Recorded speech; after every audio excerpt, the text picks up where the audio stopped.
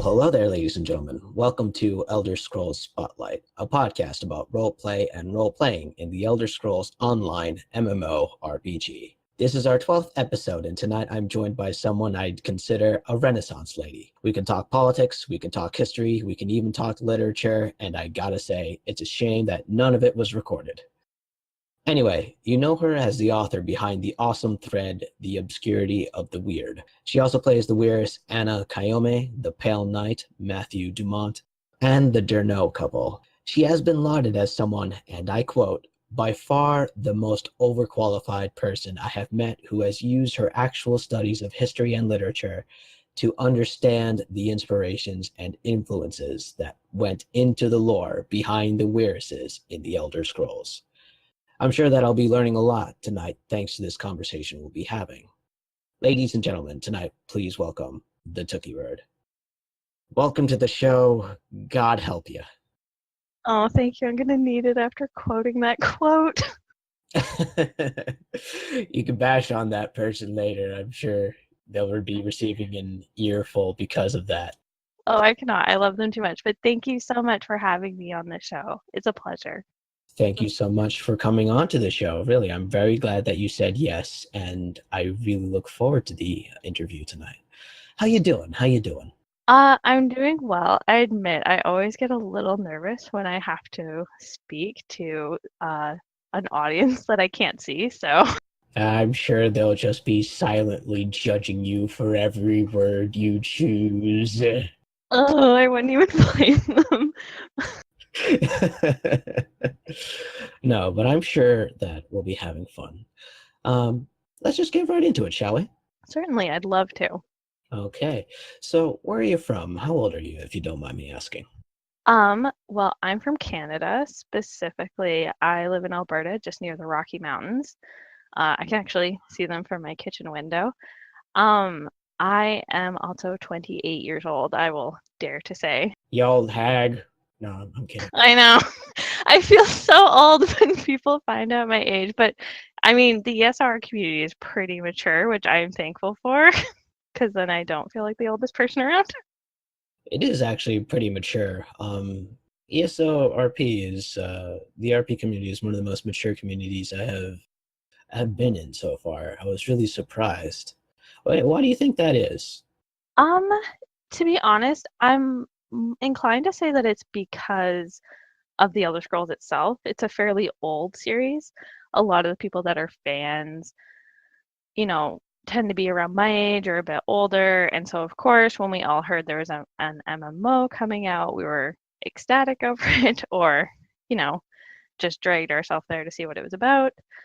I have to say that I'm fairly thankful that the Elder Scrolls community is this mature. I've been in other roleplay communities, and this one is by far the most amiable I've ever been in.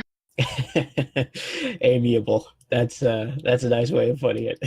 I mean, look, don't get me wrong. There are still disagreements that happen in this community, but they are nowhere near as nuclear as I've seen in other places. Okay.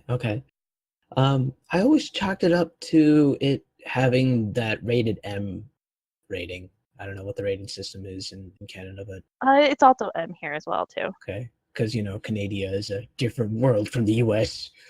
I know, we have snow and moose and marijuana laws. I mean, what's up with that? I know, everyone here is gearing up for the summer when they're supposed to make marijuana a recreational drug.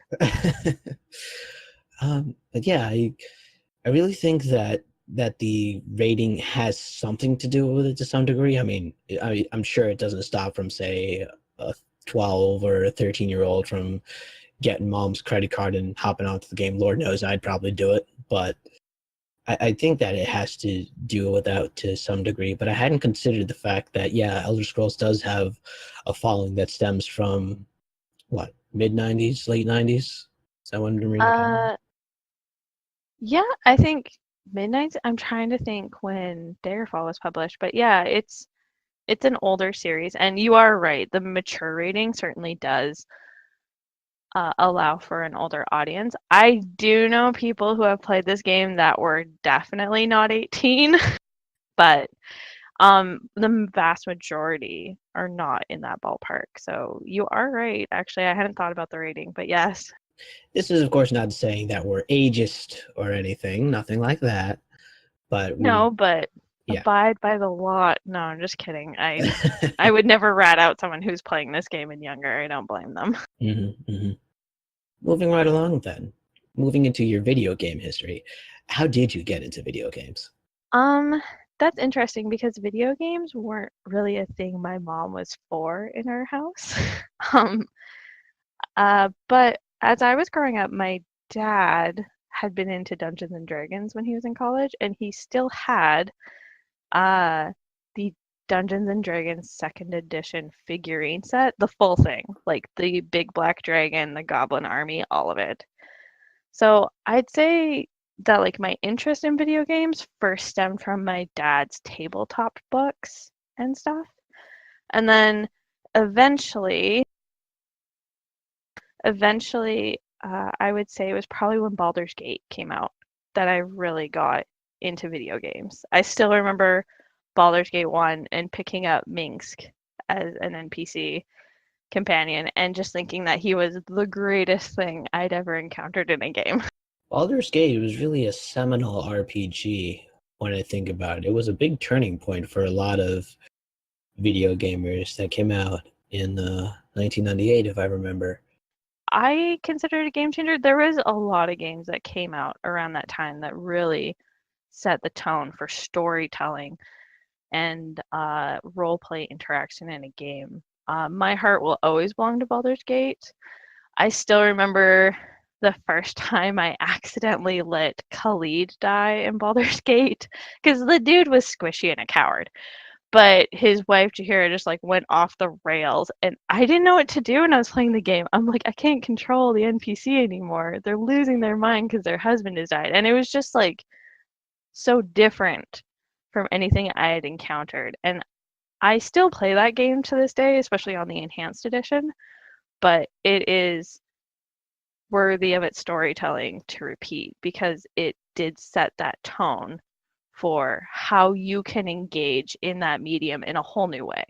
One of the things I find fascinating about it was that it was I'd say one of the few games that had like a online multiplayer mode to it. Yes, which was fun, but barely worked. Did it? I haven't played the game, so I wouldn't know, but did you manage to ever get some buddies on that game? Play it? Um, so yes, these days it works way better with the enhanced edition. You can actually have a multiplayer session. It's still a little glitchy sometimes, but back in the day, like your best bet was like hooking up a LAN with someone. The best way I met buddies through Baldur's Gate though was the roleplay forums that they would have for that game. That's pretty cool. I didn't know they had roleplay forums for Baldur's Gate. Yeah, there were like little forums around. There was like a little subsection in the official forums, and then people made like their own websites. I remember there was one walkthrough site, I believe it was Mikey's RPG Center, that had like a sub forum for roleplay and stuff like that. So would it be safe to say that you got your start? We're jumping the boat a little bit here, but would it be safe to say that you got your start in RP via forums? Yeah, I would definitely say it was via forums. That's awesome. That's awesome. One of the things about Baldur's Gate for me is that I think the lead designer was James Olin, and he's popular because he ended up designing or was the lead director for the KOTOR games, and subsequently went on to work in Star Wars: The Old Republic as well. I sadly did not play any of the Star Wars games, but I always hear from my friends about how amazing they were. So I'm glad that he went on to do more games. It does make me want to know how his mind ticks to be able to make RPG games like this. You know what I mean? Oh, no, totally. I would love to sit down with him for like just an afternoon and be like, how do you come up with like all these multiple strands of a story and tie it together? Yeah, that's definitely something. That's something of a skill that you got to do. It is definitely a raw talent. I think you can learn it, but people that have that raw talent certainly exemplify what it means to tell a story. I agree with you to a certain extent. I'm of the mind that not some, but if you put your mind to it, you can learn almost anything. So it would depend on like talent versus hard work and which one do you treasure more. Does that make sense? Yeah, and that's a fair assessment. So if you hear this, Mr. Olin, please come on the podcast sometimes. Please let me be there. I have so many questions, like why they cut the Minx quest in Baldur's Gate 2. I remember there was like an old mod pack where I think it was the company released it after the game. It was quests and NPC dialogues that got cut in production that didn't make it. And there used to be a quest where a little kid steals Boo, Mink's miniature giant space hamster, and it's like the saddest quest trying to find him again. Jesus. What makes it so sad exactly? Well, like for example, the longer it takes, Mink starts to take encumberment penalty, so he gets slower. Eventually, he stops moving. If you don't find him in time, he just leaves the party and never comes back. It's just like, no. Wow. To know that there was that much of a level of interactivity in the 1998 game. It's so good. I love it. So moving on then to the next question, what is your favorite video game? Can I still say Baldur's Gate? No, I'll choose something different.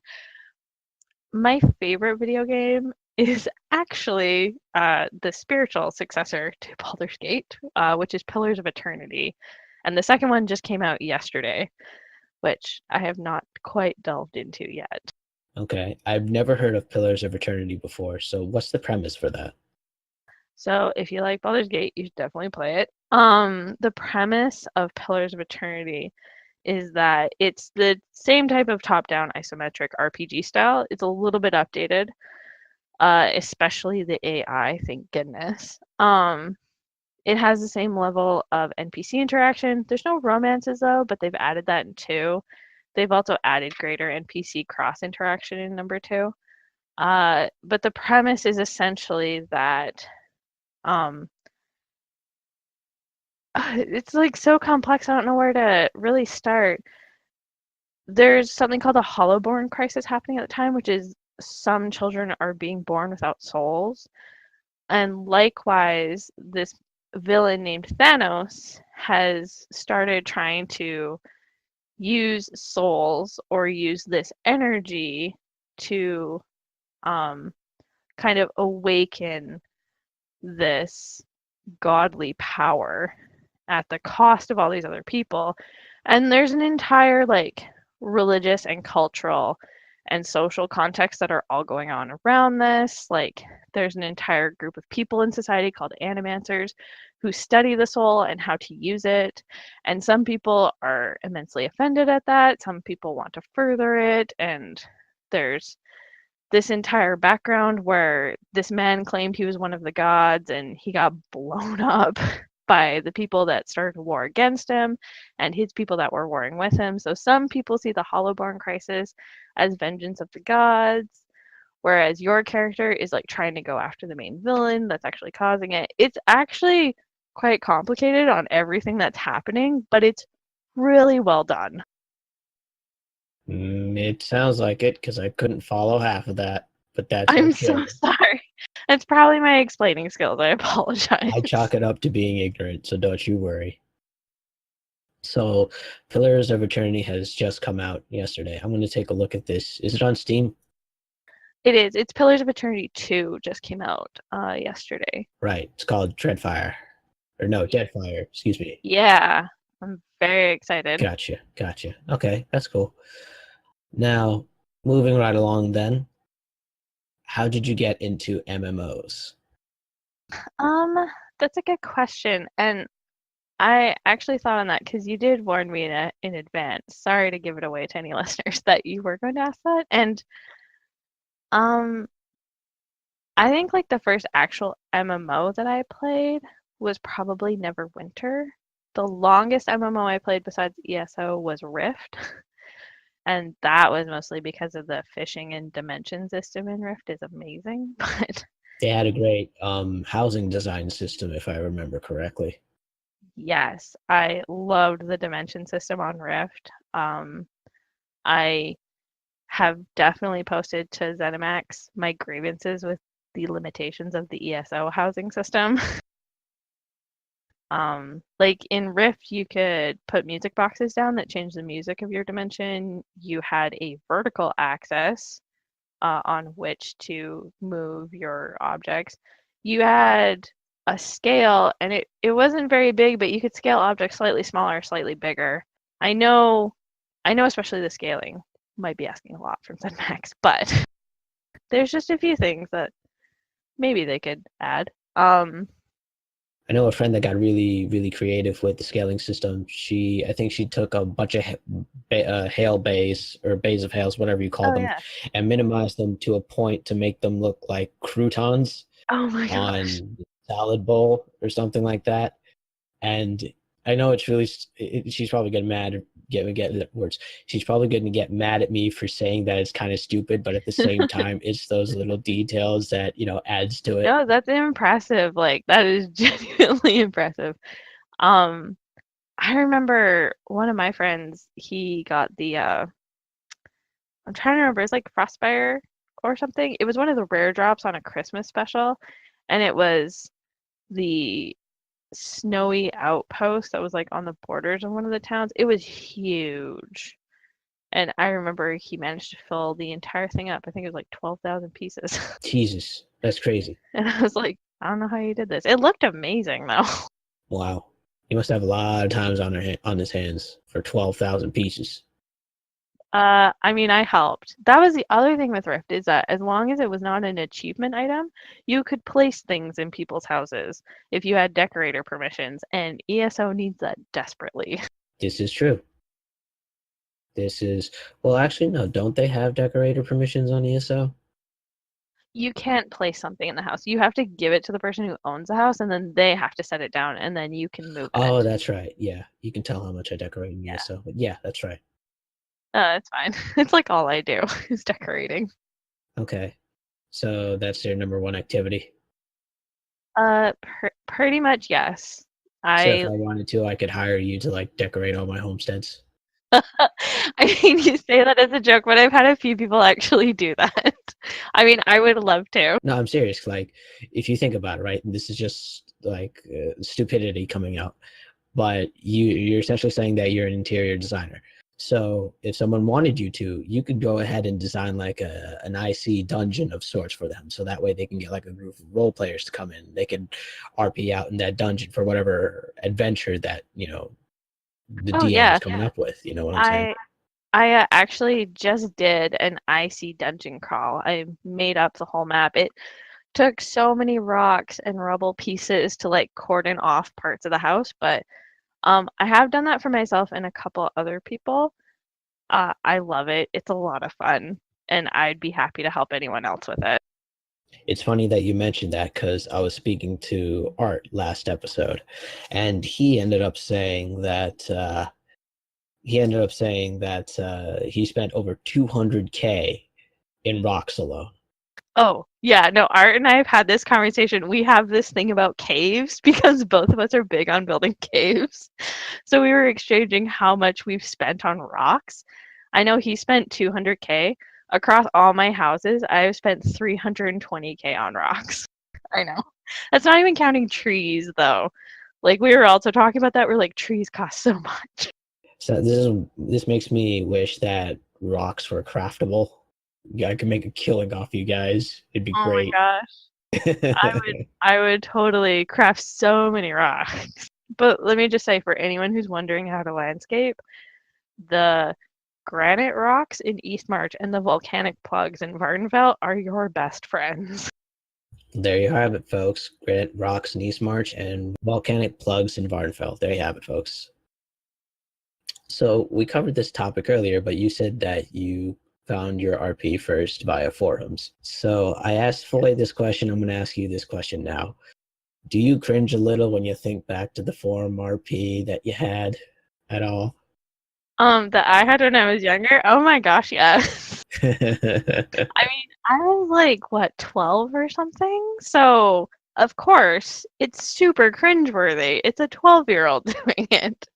I mean, I say that. I've actually met some fairly mature teenagers when they roleplay. I just was not one of them. So you do kind of look back on it with a sense of nostalgia, back in the good old days. Yeah, I mean, I still love forum post by post in a way. It's definitely different now. I know that forum roleplay has kind of taken a very sharp dive in recent years, thanks to things like Skype and now Discord. I'll be honest though, I really prefer Discord over forum roleplay ever again. I can understand that. Discord is, in a lot of ways, very convenient, either to detriment or detriment or benefit. It is convenient. Yeah, it's definitely better than Skype. I still remember Skype roleplay back in the day. That was abysmal. Mm. In some ways, I kind of miss Skype. I don't know why. I just do. Really? Is it the nostalgia for like old school Skype? I don't think so. I think it's because I I spend so much time on Skype. I would have to say, like, when you run a guild and you have Skype groups for officers or coordination or what have you, it just becomes a Yeah. staple in your communication. Yeah, that's fair. I can understand that. Yeah. This isn't to rag on Discord. I still had the same gripes with Skype as well. Hey, that rhymed. Um, but it's like, this is again a tangent. But when you use Discord, right, often at times you always get that one token asshole who's like, "So, guy, is there an event today?" Because it takes away the incentive to actually log into the game and see what's up, if that makes any sort of sense. Yeah, I can understand what you're saying. There's this placed expectation that adds a sort of pressure that you get through socializing on Discord. And for people who don't agree with that kind of pressure or who are socially awkward, like myself sometimes, it can be, draining having people constantly asking about that. Not to mention the amount of Discord channels that a person can have. I know, I have too many. So anyway, talk to me some about your forum experiences. You're in the Baldur's Gate roleplay, forum roleplay scene. What other fandoms did you delve into, if any at all?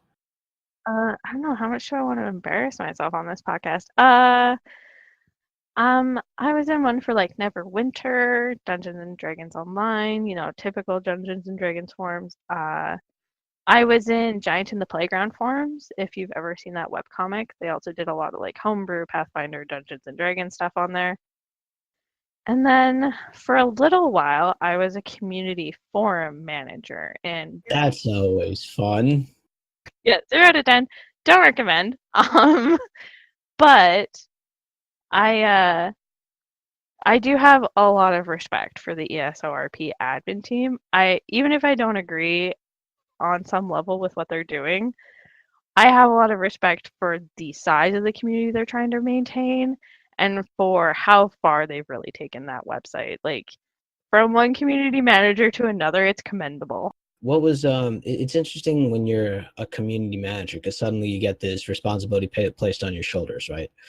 And at the same time, you're expected to Yes. be a role model. You can't exactly fuck up because if you do, then everybody Yes. piles on you.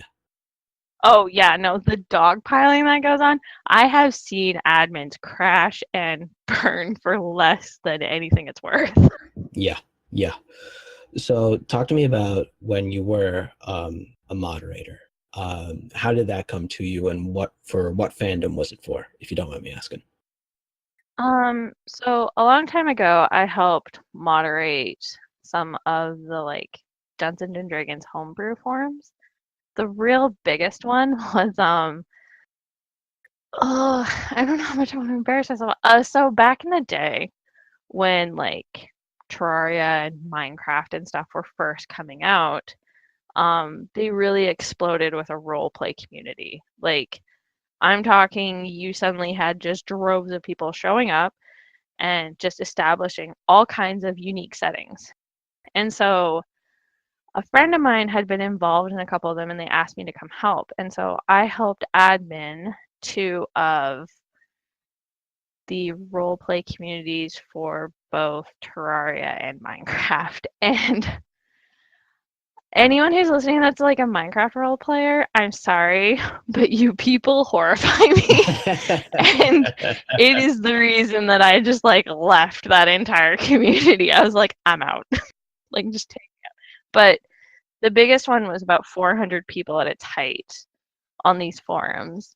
And yeah, and it was interesting because you had a mix of people who were like, you know, in their late 20s, early 30s, and then you had people that were kids. And so it was some of the biggest discrepancies in adminning because, I mean, you wanted to apply the rules evenly, but it was hard because you place more maturity, of course, on the older audience.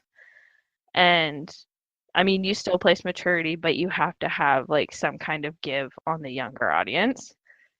And then you'd be disappointed when the older audience would like do something like really incendiary and you're like, what are you doing? And it was definitely a mess, I have to say. Like, I left, I think, about a year and a half in. And after I left, I remember hearing rumors coming out of a lot of communities and even some like legal cases where older people who were like over 18 were being accused of like charges of like pedophilia or sexual harassment to younger people. And it was entirely the reason that I was like, I am never getting involved in anything that has that big of an age discrepancy ever again.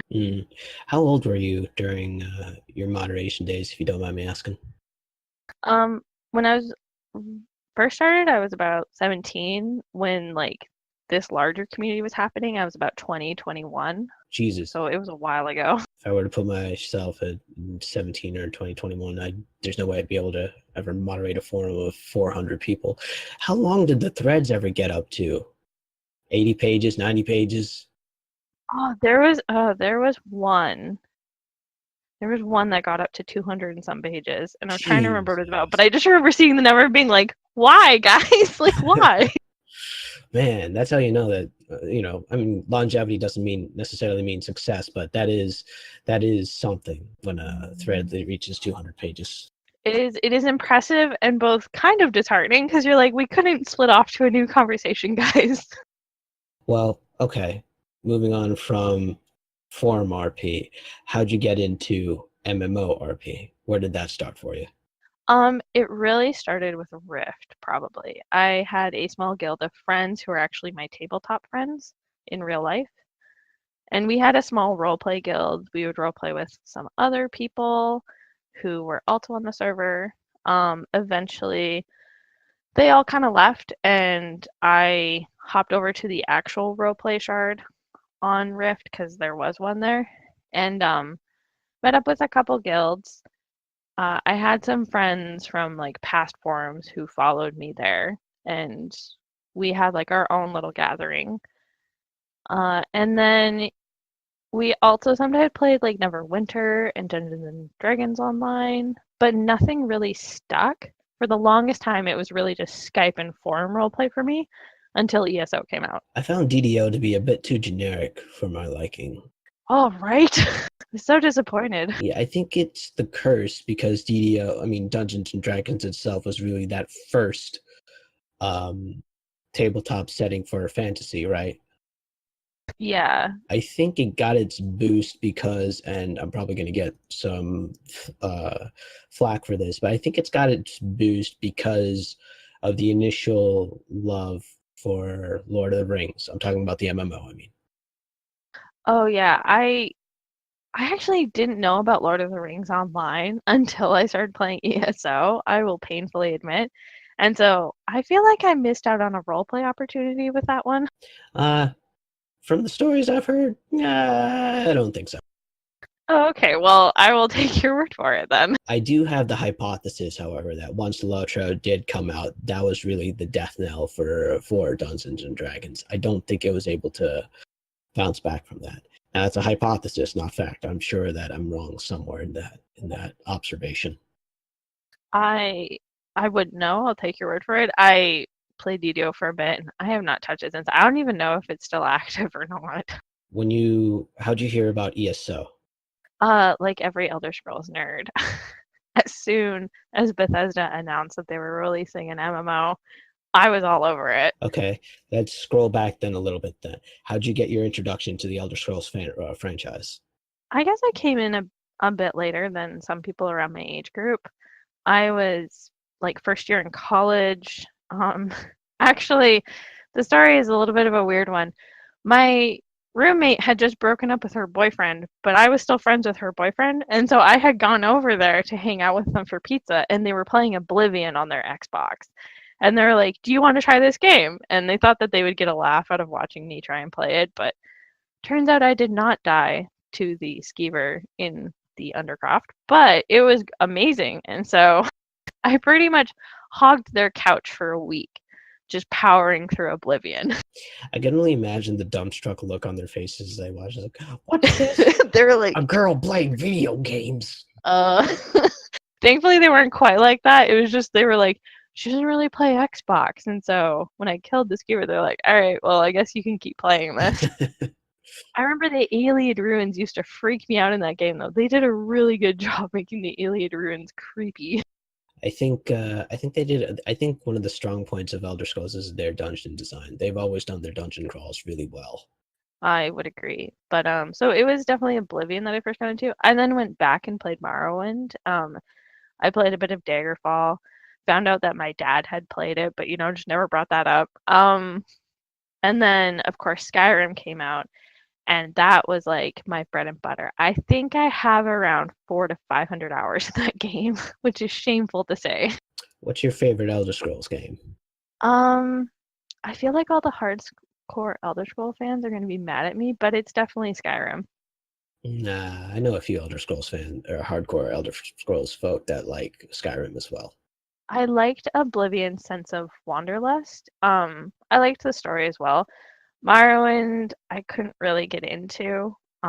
It's too dated. But Sky, it's a bit dated, but it was also, I don't know what it was about the story that didn't grab a hold of me, but Skyrim had a perfect blend of things that I was impassioned for, and most of all, the atmosphere of that game. I would just wander for hours in that game because it was really perfect for just immersing you into the scenery and the lore and the feeling of that setting. See, I've always been of the mind that if they combined Skyrim's environment with Oblivion's mechanics, they might have hit that sweet spot of a good game. Oh yes, I would actually agree with that. I think they dumbed down a few aspects in Skyrim to make it a little bit more accessible to the wider audience, which I guess kind of works. I think it's more like a George Lucas ploy on Todd Howard's part, but it's easy to criticize.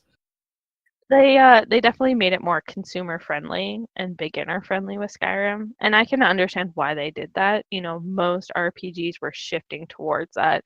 They were shifting away from the stereotype of the convoluted character sheet that you see in Dungeons and Dragons and Pathfinder that the average person is not going to go through, and trying to streamline it for a wider audience. But I definitely missed things like, figuring out your luck score in Oblivion. I don't miss dialogue pie. I definitely do not miss that, though. Force feeding NPCs pie and hoping that they'll take it. That's funny. Yeah, I think you'll find a lot of people agreeing with you on that aspect. This is the tangent, but I want to know, what's your opinion on Dragon Age? Because that's also another RPG that's, well, you either love it or you hate it. Oh, man. Here we go. All right. So, here's the thing. Dragon Age Origins, really liked it. I thought there were some things that they could polish up.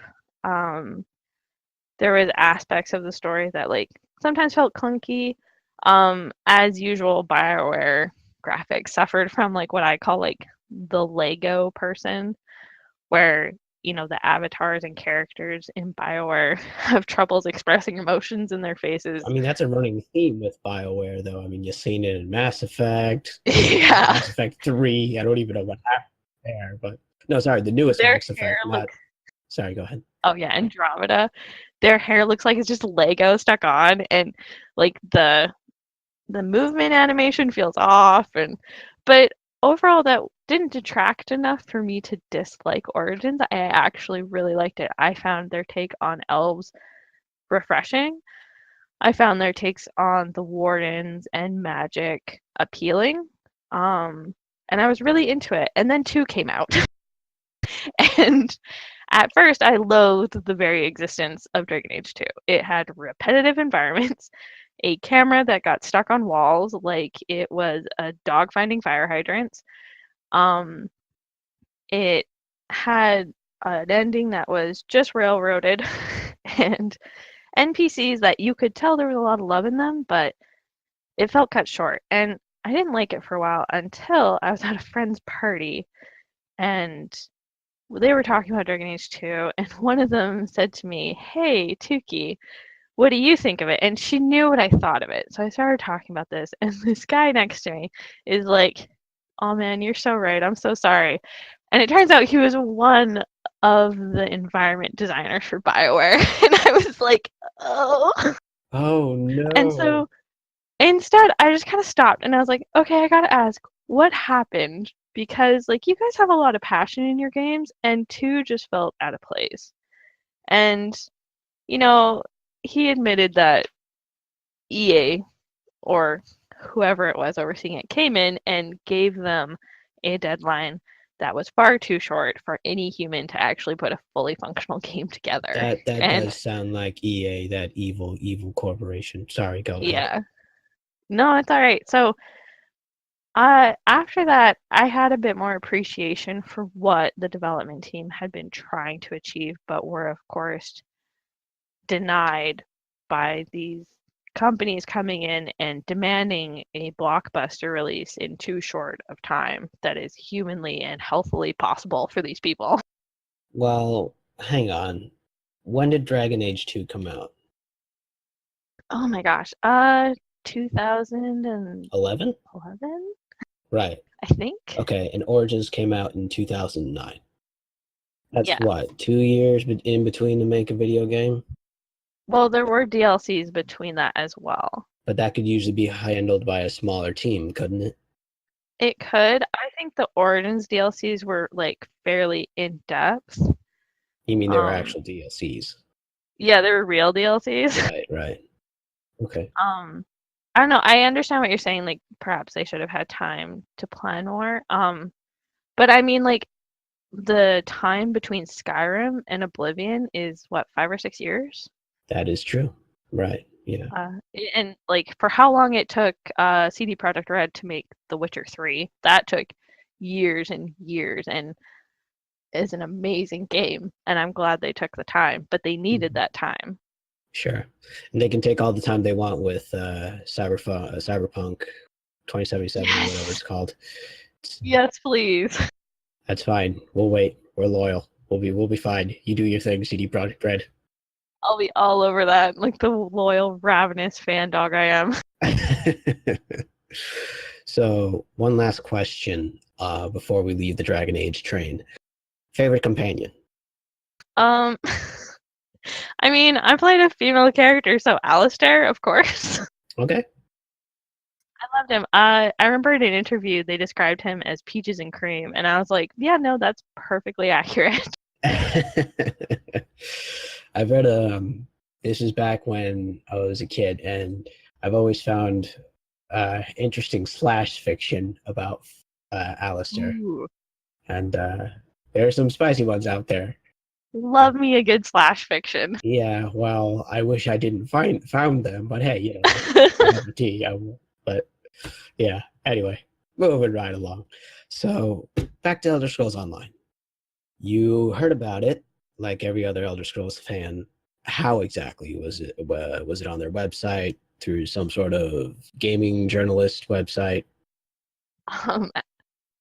Actually, it was a friend of mine texted me in all caps, Elder Scrolls is coming out with an MMO.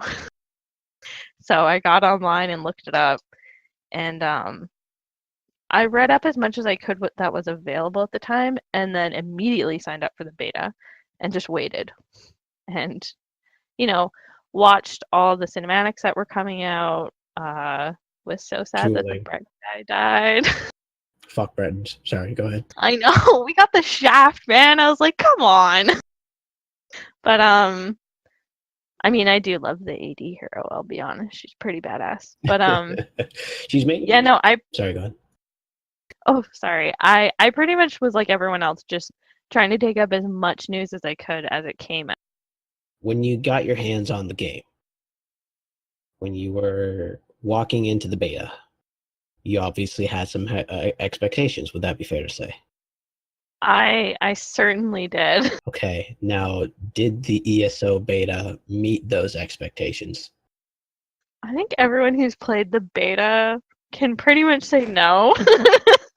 Like it was more an alpha than a beta in a lot of ways. I still remember, so the day I got on to beta finally, because it was forever to download it, and then it was impossible to get in because everybody else was. And by the time I got in, there was, the naked Congo line going down the street in Daggerfall, and I was like, what is going on in here?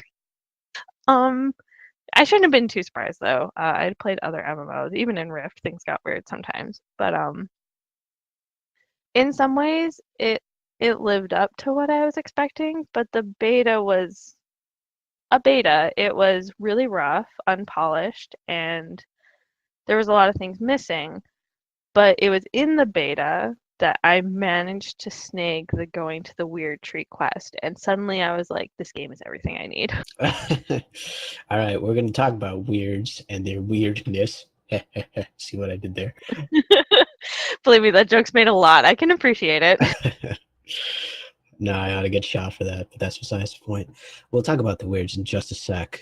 Talk to me about ESO beta, because I started playing ESO in 2016, so I have no idea how the game was when it first started out.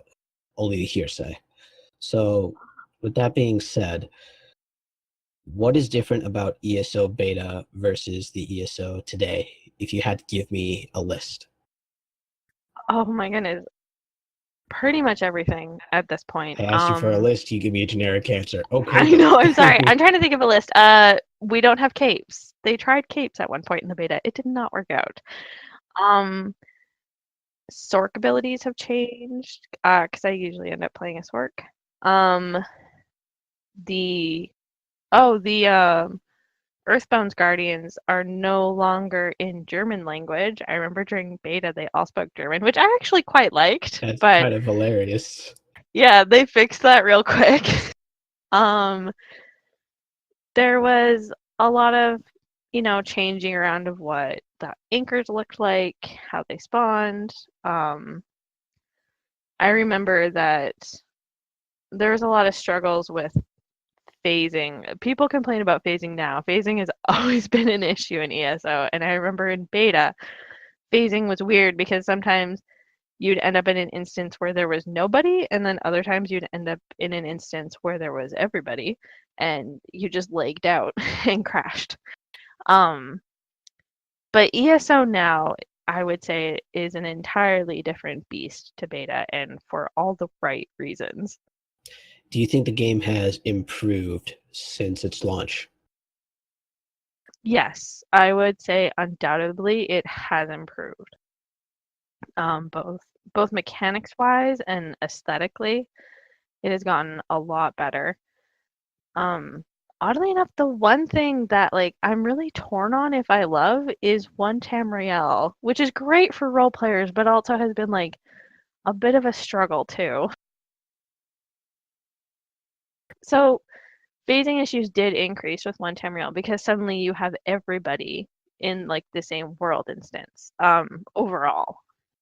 So of course, they have to section and phase people so that, everyone doesn't crash out of one instance. But I think the point where one Tamriel annoyed me was when I was standing in Fallen Grotto in Bankorai, and that used to be my AFK spot for Anna because she's a Wyress. I love Fallen Grotto. It is a wonderful atmospheric area, and it was quiet. Like nobody would ever come there except questers. And I remember with one Tamriel, it was suddenly just full of people, and it drove me crazy because now there's really no quiet spots in ESO like there used to be. And as much as I love One Tamriel and what it's done for the roleplay community, I miss those quiet spots. Right. Because then your immersion gets kind of blurred when you get a random question run by. I can imagine you're really deep into a scene or something of that nature.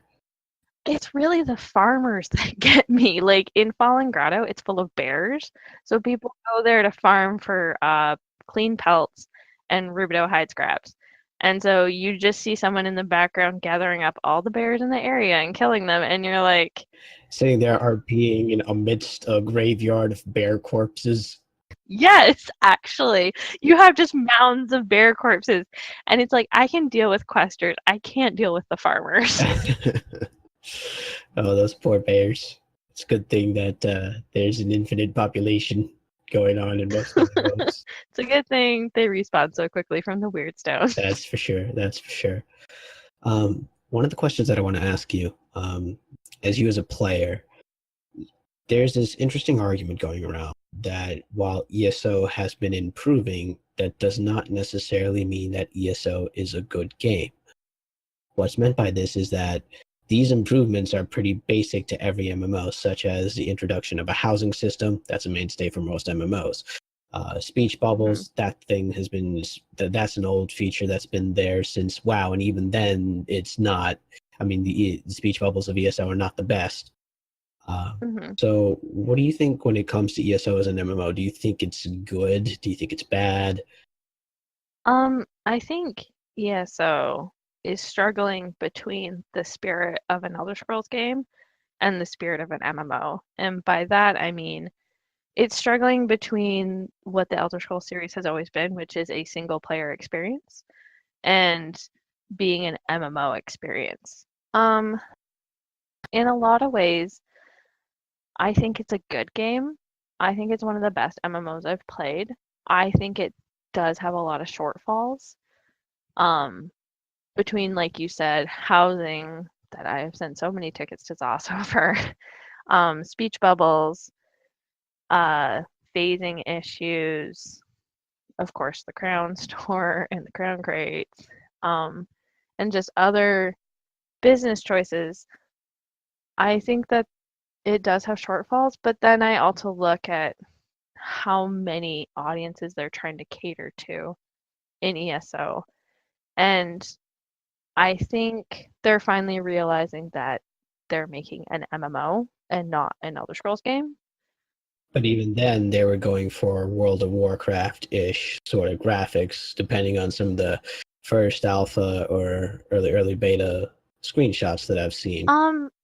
I might have to disagree with that. I think they were really trying to set themselves apart from World of Warcraft, but I can see what you mean as well. Like in the beginning, it definitely had like that. It didn't have the cartoony feel, but it had the WoW world feel, if I get what you mean. Like a theme park sort of thing, a theme park centric sort of MMO. Yeah, but so I played during beta and then stopped, and I didn't really pay a sub until way later, and then it went just buy to play. And I have to say that when I first played ESO through on Anna, my main character, it felt like an Elder Scrolls game in a lot of ways. Like there were stunning locales. It was immersive with the quest. It was before One Tamriel, so there was times where you would be the only person in an area.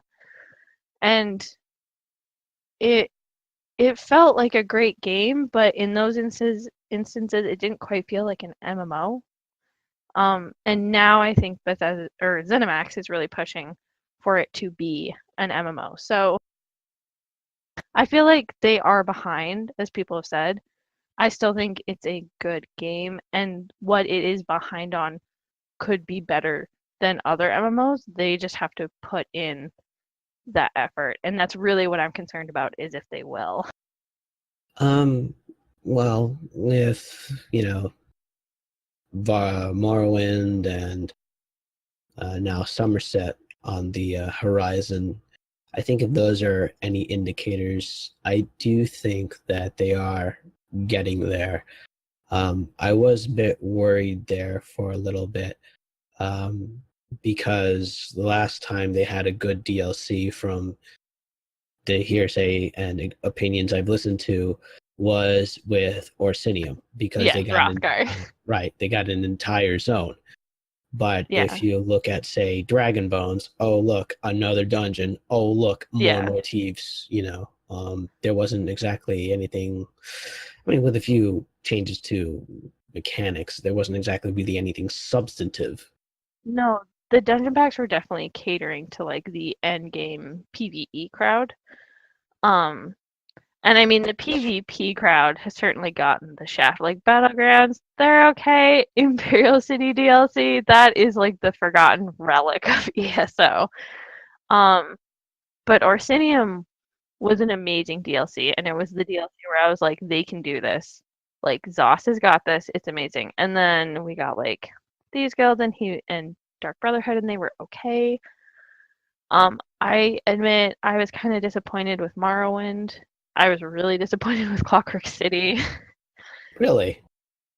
Yeah, Clockwork City and Morrowind really felt like they should have come together. It was really a sense of quality that I felt was missing.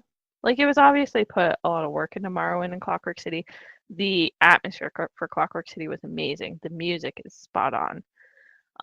But I really felt like they should have been together for the price point they were selling it at.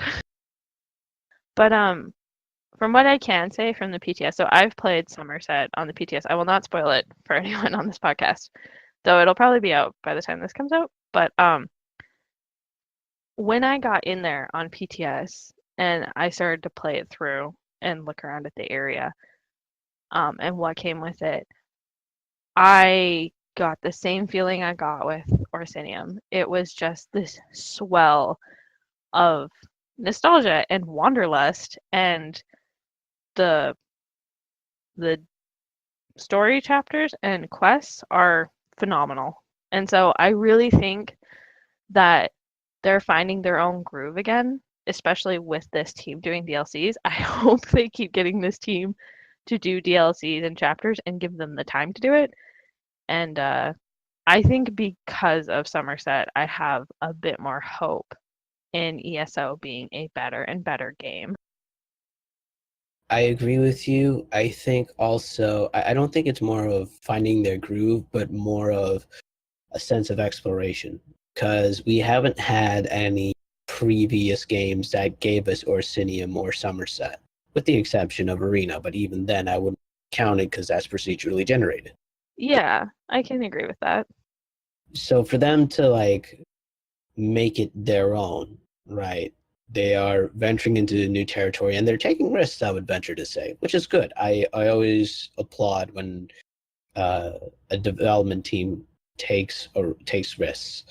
Now, the interesting thing though is how the console dev team, whenever they decide to come out with Goal 6, what they'll do if Somerset is a part of the world, or whatever that has to concerns Somerset or Orsinium. And the reason I say that is because now there's precedent established in Elder Scrolls Online, which has already reached millions of players.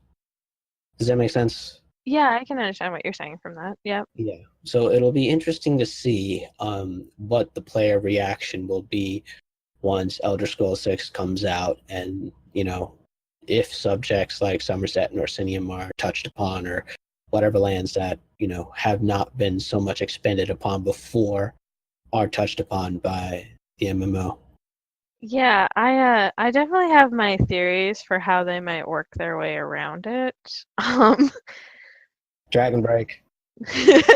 People always say Dragon Break. I'm kind of inclined to agree, but after the Somerset DLC. I mean, I can't say it because it's under NDA, but I have a theory for another way that Bethesda might like kind of sidestep some things that happened in the MMO.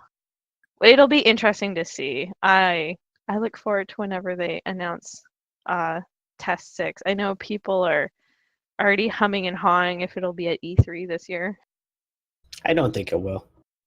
I don't really either, but we'll see. One can hope every year and then be let down every year. Right, So right. the year they finally do it, you're like, oh, good, finally. So moving right along, let's get into the RP of this RP-centric podcast, because apparently roleplay is a thing. Yes, I have heard rumors about it. I do not know anything about it, so this will be a new experience for me, he said sarcastically. Let's talk about your first roleplay character. Like my very first, or Yeah, your very first roleplay character. I think I'll probably hit on the first one that's relevant for this, and also that I can probably remember. Which is probably going to be Anna, because I know I have her in ESO, but she's actually a character from long before ESO. Okay. So Anna's a healer and seamstress. You have some inspirations, one of them being an ode to a nightingale, which is immense, which I find amazing. The fact that Keats is a weird dude, but he did come out with some amazing pieces. So hats off to you on that for I incorporating. love Keats so much. He's such a little fluff pie and tragically dies way too young. Yeah. When I think about Keats's life and like what he's done, it kind of demoralizes you. It's like, what are you doing with your life? Look at what this I guy know. did. It's like, what do you mean he went through medical school at that age? Then was like, but I want to be another. But it is also encouraging because Keats received some really scathing reviews in his time. So if people tell you you're terrible now, just wait till you die and you'll be amazing. Hopefully, if you find the eye of another literary critic who decides to go through a bunch of hoops to revive your reputation, maybe. You just need the Lord Byron of your life and it'll get better. Get like the Percy Shelley of your life to write Adonais about your death. That's really all you need. You romantics and your Lord Byrons, I swear. I know. He's my problematic fave.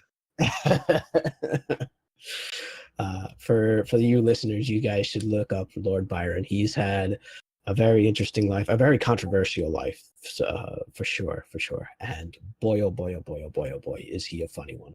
It is the original soap opera.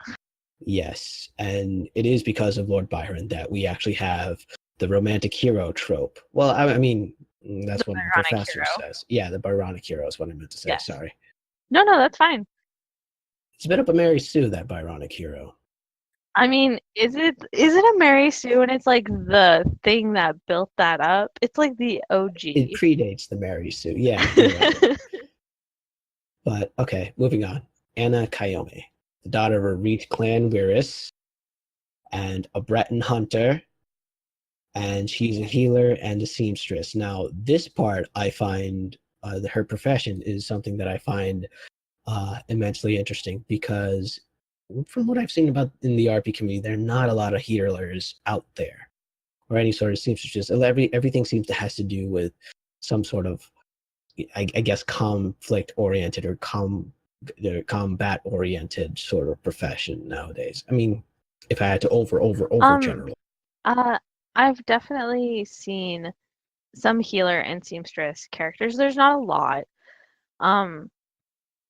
And I'm trying to think off the top of my head exactly who I've seen, but I have known a few people to play characters that are into those kinds of roles. With Anne, it's a little interesting because her primary component of her character is she's a Wyress.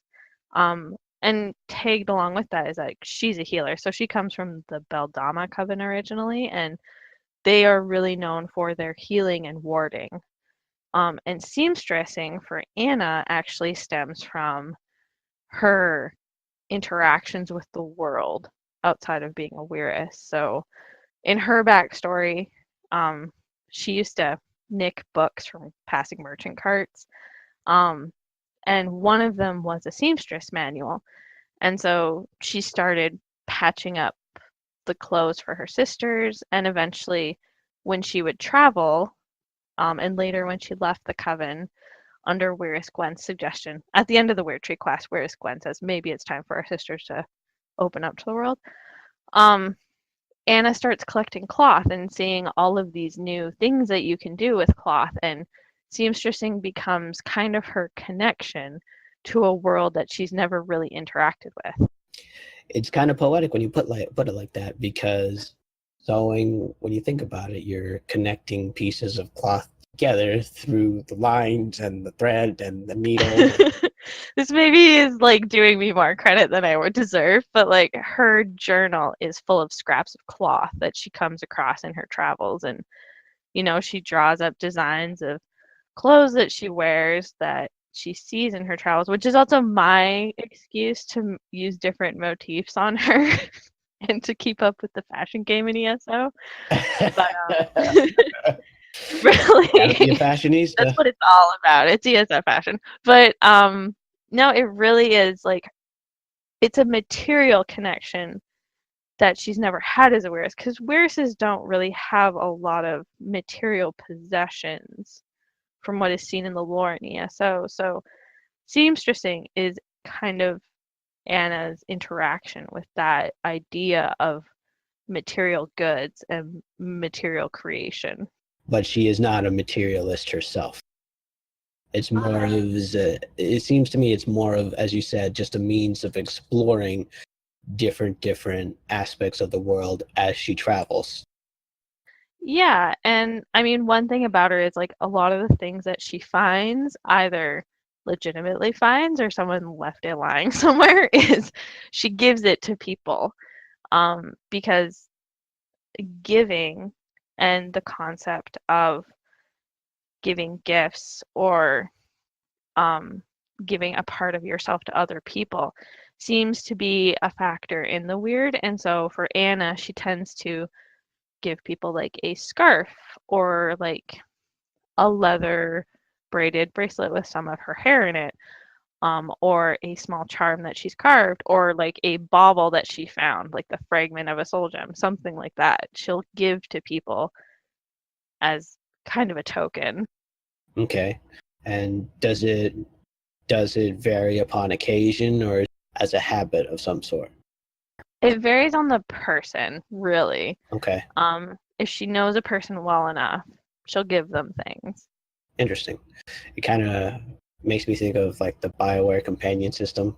If you give your companion this affection, when you put it like that, yeah, kind of. For Anna, it's a little backwards, because like some people are very closed off with their personal, I guess, possessions, I want to say. So for her, she's willing to freely give her healing to anyone that needs it, but it's material possessions that she's very selective on what she gives to people. Okay. So let's talk about a little bit of Anna's history. We know that she's the daughter of a Wyress and a Breton hunter. How did those two come together? Oh man.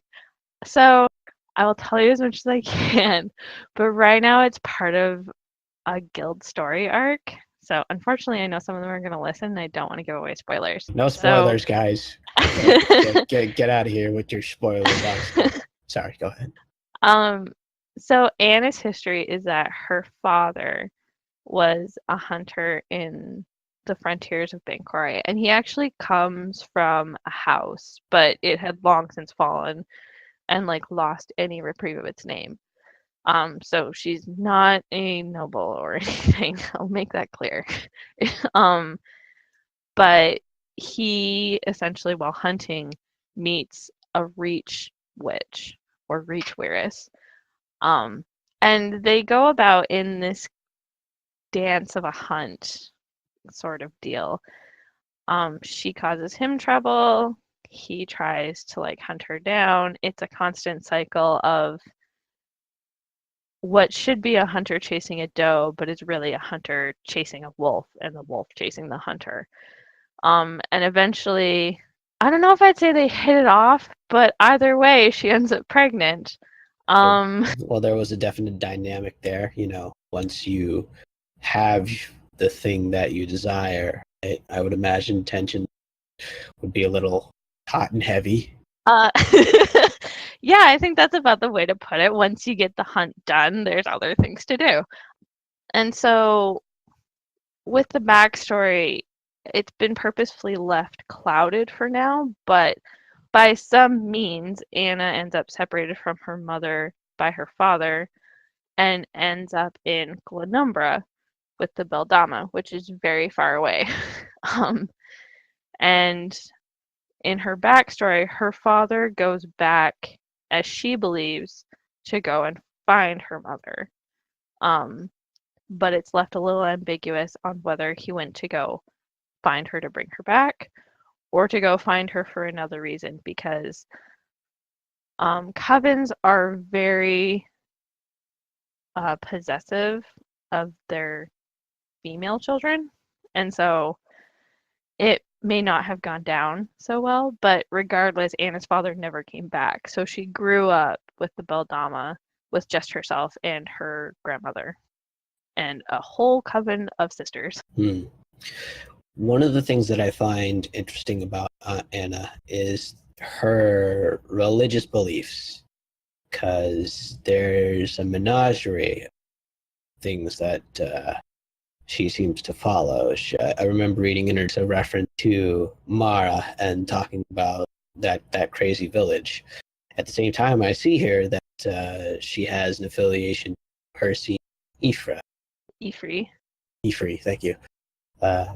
So get into that for me. How is it that she seems to believe in the divines as well as, seems to have some affiliation towards Daedric princes, and then something that is primarily a bossman? So I know I've spelled it Ifri with a Y. It's just because I kind of prefer that spelling. But it's also Ifri as in Jefhre with the Breton pantheon. So Ifri is also worshipped by the Bretons as well. I did not know this. Primarily by the Wyrd subculture, but others do it too. It mentions farmers worshipping him as well. So Ifri is essentially the main Adara that leads the way to creating the earth bones, which are the skeletal structure of Nirn's reality. And with Wyrd, it's interesting because there's a lot of paths you can take on it. Ultimately, the concept of Wyrd, like literally in translation, stems from fate. It's the old English word for fate. And it's that concept of fate that I've tried to interplay with when it comes to Anna's beliefs. So for her, she believes more so in some of the divines, but also holds a type of cautionary respect for some Daedra, because in the creation of Nirn, you have both the Aedra and the Daedra. They are part of the cycle. They are opposing at times, yet they can also in some ways be complementary. You need Hircine for the hunt, and Hircine to keep the wilds wild and to also, cull the herd. You also need Kinnereth to keep the forests not docile, but lush and thriving. And so for Anna, it's this balance between parts of the cycle on Nirn. So that's the key word, isn't it? Balance, right? Yeah, like she would never worship Molag Bal. As far as she's concerned, Molag Bal can go get bent. But when it comes to Hircine and Periite, she has a cautionary respect for their role in all things. When it comes to Mara, Mara is the mother of mankind and love. And it's kind of mentioned in the Wyrd quests. One or two of the Wyresses in their NPC dialogue actually mention Mara. And so there's this sense of with the healing that they do and the compassion that the Beldama Wyress is trying to show travelers, some of that aligns with Mara's message. I see. Wow, I had no idea. Now we get into a little bit of the Wyresses because you authored a great thread, which I mentioned before. I'll mention again for shameless plugging because everybody here needs to check out that thread. The obscurity of the weird. So obviously you have a fascination with the Wyresses. I gotta ask, how did the conception of the thread come about? Like, what was that moment where you're like, I should make a thread about this because nobody really knows about this? That's a good question. I had been role playing a Wyress since about beta. And at that time I knew a grand total of 2 other Wyress role players. There was not a lot of us. And then Warden came out with Morrowind, and there was like an explosion of Wyress role players, which is a good thing. It was a lot of different and new viewpoints coming into play. But the hard thing with weird lore is that the lore on it is scattered to the 4 winds. And so it's not very intuitive to try and learn about. And I had had people approaching me asking questions. I had had other people confused on how to approach it. I had seen some people take approaches that were unique to them, and I can appreciate for their creative license, but I felt that they could add to it if they knew more aspects of the lore. And so finally, I just said, okay, I need to compile this all together. And so I sat down, and I had had all of these things bookmarked before for my own purposes. And I tried to write a synopsis that had as little as my bias in it as possible, but was still explanatory enough for someone doing a cursory reading to get the basic understanding. Because the number one thing to know when you write an article is that people don't always click on your links. And so I did my best to compile it and present it as I could, and then provide as many lore links as I could. You take it a step further and you provided in-game screenshots as well with various dialogues to prove points. That's the important thing with ESO weird lore is that, so before ESO there was bits and pieces of weird lore scattered throughout the Elder Scrolls games, but it was never as comprehensive as it's been in ESO. And so really the context within the game itself is just as important as the UESP and Imperial Library articles. And so I felt it was really necessary that people are able to see those screenshots, because not everyone's going to play through the quests, and sometimes you just click through the dialogue really fast. I can't blame when people do that. I did that through all of Dishon and Stonefalls. And there's just flavor there. Like, there's one Wyress NPC you talk to where she talks about, like, she's a Beldama, and she says that she has an affinity for fire, but her other sisters are afraid of it. Like, that is such a small and innocuous piece of lore, but it adds such a depth to it as well. I have a question. Yes. Feel free to call me an idiot. But having a cursory glance at Wyress lore and RPing with some of the Benedama weird, I don't know if you've ever heard of that guild or not. They strike me as sort of a Wicca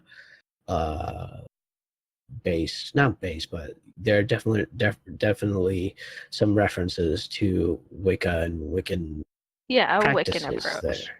Right. Yeah, so I do know the Benedama. Crispies, who originally started it, when they first posted, actually called it the Beldama, and I messaged them like, maybe don't call it the Beldama, because in MMO-RPG communities, you tend to shy away from claiming an NPC group, but not everybody knows that.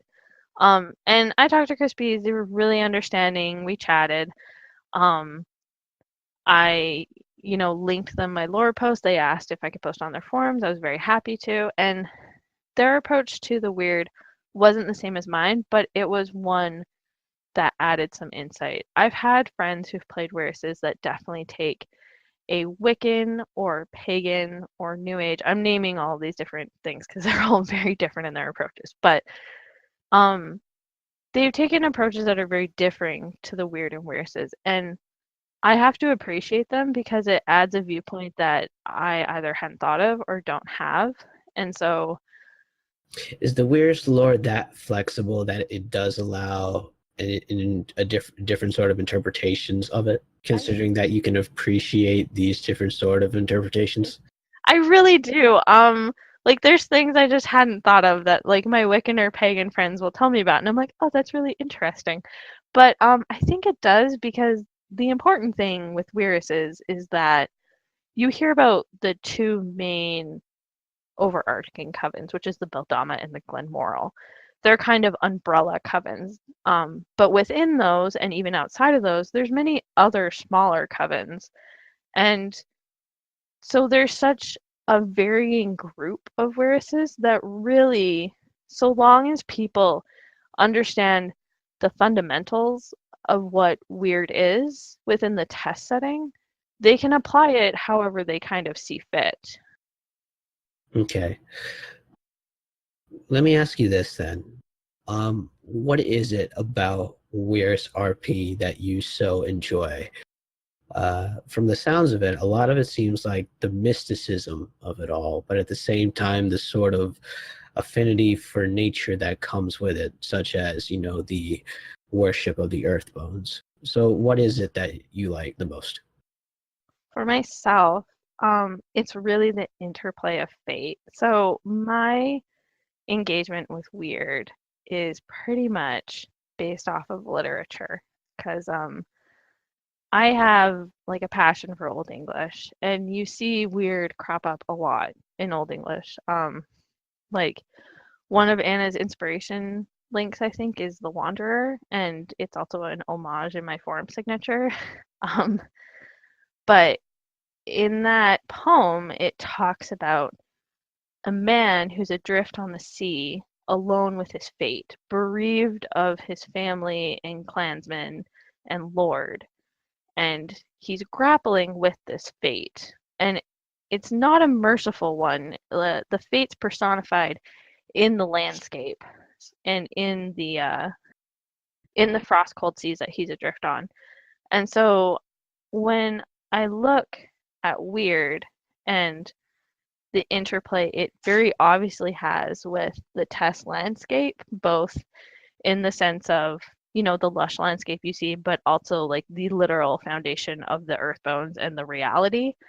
I'm intrigued in how people venture on the paths of fate and how that works with Tess, kind of. So it's mystical, but also like playing with the fundamentals of reality in a little bit. Okay, so I have a question about literature, which is again going to sound pretty stupid, but okay, whatever. No. When you gave me the synopsis about the Wanderer, it makes me think about Coleridge and that one poem. I think it's The Rime of the Ancient Mariner. That's what it's Yes. called. So There's a did lot they? of Sorry, go ahead. sorry. I get like super excited about this kind of stuff and then just start talking. um, I'm glad but we need more talking, so go ahead. there's a lot of interplay in romanticism with Old English, actually. Um, you can see the romantics being romantic and creating this nostalgia around Anglo-Saxon England or the birth of Britannia or like these glorious days. And they definitely put their own biases on it that are not accurate, but um you can see a lot of that breathe through in Coleridge's Rime of the Ancient Mariner. That definitely deals a lot with the man literally adrift on the sea, subject to his own fate, the albatross hanging around his neck. You can also see a lot of Old English references in like Coleridge's Christabel, in Mary Shelley's later works. You definitely see bits and pieces of it, I would say, in Byron's Manfred, how he communes with the lands and the spirits and wishes to demand of them and then inevitably dies. Um, and I would also say Keats. There's a lot of Old English and chivalric romance in Keats's works. This sort of nostalgia I've heard it be theorized that the reason they had this was because they totally hated the new age industrialism that was being brought in by the time, if I remember correctly. It was definitely a factor. um, there were many factors, I would say. There was, there's a lot of poetry and novels that dissect the Napoleonic period, and it was really arguably one of the first world wars, though we don't call it one, because you had fighting across empires and continents, and you had people dying on foreign shores, and there was a nostalgia for what was once before that, and then there was also the gothic horror that stemmed from that happening. Likewise, you had a nostalgia for what Britain once was, especially as Britain's rising to the height of its empire. You have these concepts of what is Britain, a lot of rewriting of Arthurian legend. Likewise, you also have like the Industrial Revolution is definitely bringing people into conflict with what is changing.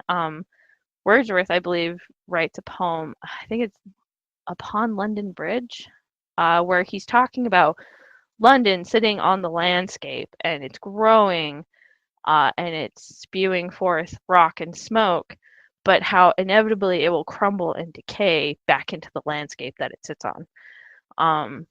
And then there's also the fact that people are really pulling ideas from the French Revolution at this time. So, French Revolution happens and you have a whole contestation of opinions and ideas going on because of course Britain's monarchy just saw France's monarchy get beheaded. And so they're like, that's not happening. Yeah, they were freaking out. And Yeah. And so you have things like 1795, the Treason and Seditious Meetings Acts come into place, and suddenly your writing can be charged as treason, and you can find yourself in London Tower, which actually happens to a few Scottish writers and English writers. And you have a massive pushback. Like Percy Shelley writes The Mask of Anarchy. He straight up calls out members of Parliament in that poem, and of course flees to the continent because he'd probably definitely be arrested if he stayed in England. And it was really a time of trying to figure out who people are. I think it was best coined by a really underrated author, Helen Maria Williams, who writes Letters from France. She goes to France during the French Revolution and witnesses what's happening. And she is the person who coins the term. It was in that moment we were all as citizens of the world. And I think that kind of encompasses a lot of the Romantic movement and how people are trying to find their own paths in a world that's rapidly changing. And in some ways, I've definitely ascribed that to Anna because in Tess, the world is definitely changing. Like, you had the soul burst, and the empire has fallen, and things are in upheaval, and people are trying to find out where they stand in all of this. The average person, I'd like to say they're not affected by it, but given the NPC quest, I think everybody is. And so it's that idea of trying to figure out both what is driven by fate and what she can drive herself on her own path. Okay, so first off, good job on tying that all together. Like, wow, that deserves a standing ovation right there. Secondly, that is a profound point that you make that, yes, the entirety of the land is in a state of upheaval given the fact that conflict is taking place all over the place. Wow, that also is kind of repetitive. But I feel that, when I think about it, is the land really changing as opposed to, say, perhaps conflict is the default nature of Tamriel? I think that it seems to me anyway, when I look at the entirety of the lore and, the way RPers conduct their RP, peace is more or less a mutation of some sort, whereas conflict is the default state, be it through Daedra enforcing their will or trying to do whatever have you amongst the mortals, or the mortals themselves that seem to be taking upon themselves to kill each other because, hey, they don't like the way that one guy looked. Oh, no, I'm so sorry. I'm just going, as I'm thinking about it. I can see what you mean. To an extent, I agree. I'm never sure on how I feel about the saying that conflict is a human nature. I think that just as much as conflict is, peace and creativity and a sense of humanity are also intrinsic. I think it just comes into conflict. So I can agree. TAS is certainly a setting where there is, a lot of war. Just looking at the first era, it's like constant. um, but I think that there is a literal changing occurring in TAS. I have this crack theory about the state of Nirn and the Earthbones and the towers as the test setting rolls on. That essentially I feel like I need to get I need to have excuse me, I need to have an episode where I sit you and Michael Kirkbride down just to talk about this. no. Oh no, that won't go well. Like, shameful admittance, I am not a Kirkbride fan. I'm sorry to everyone who is. Look, I appreciate what he did for the setting, but when he stopped working for Bethesda, it's the same as all of our writing. It's fanfic and headcanon. I'm probably gonna draw a lot of flame emojis for that, but like, I appreciate some of the guys' writing, but I'm not a huge Kirkbride. You're the first person that I've talked to that's admitted that they're not a huge Kirkbride fan, so I'm glad that you're my first. That's great. Okay, that's also a weird remark, but okay. I'm sorry. Like, I can, as I said, I can appreciate what he did for the setting. I have creative differences. um,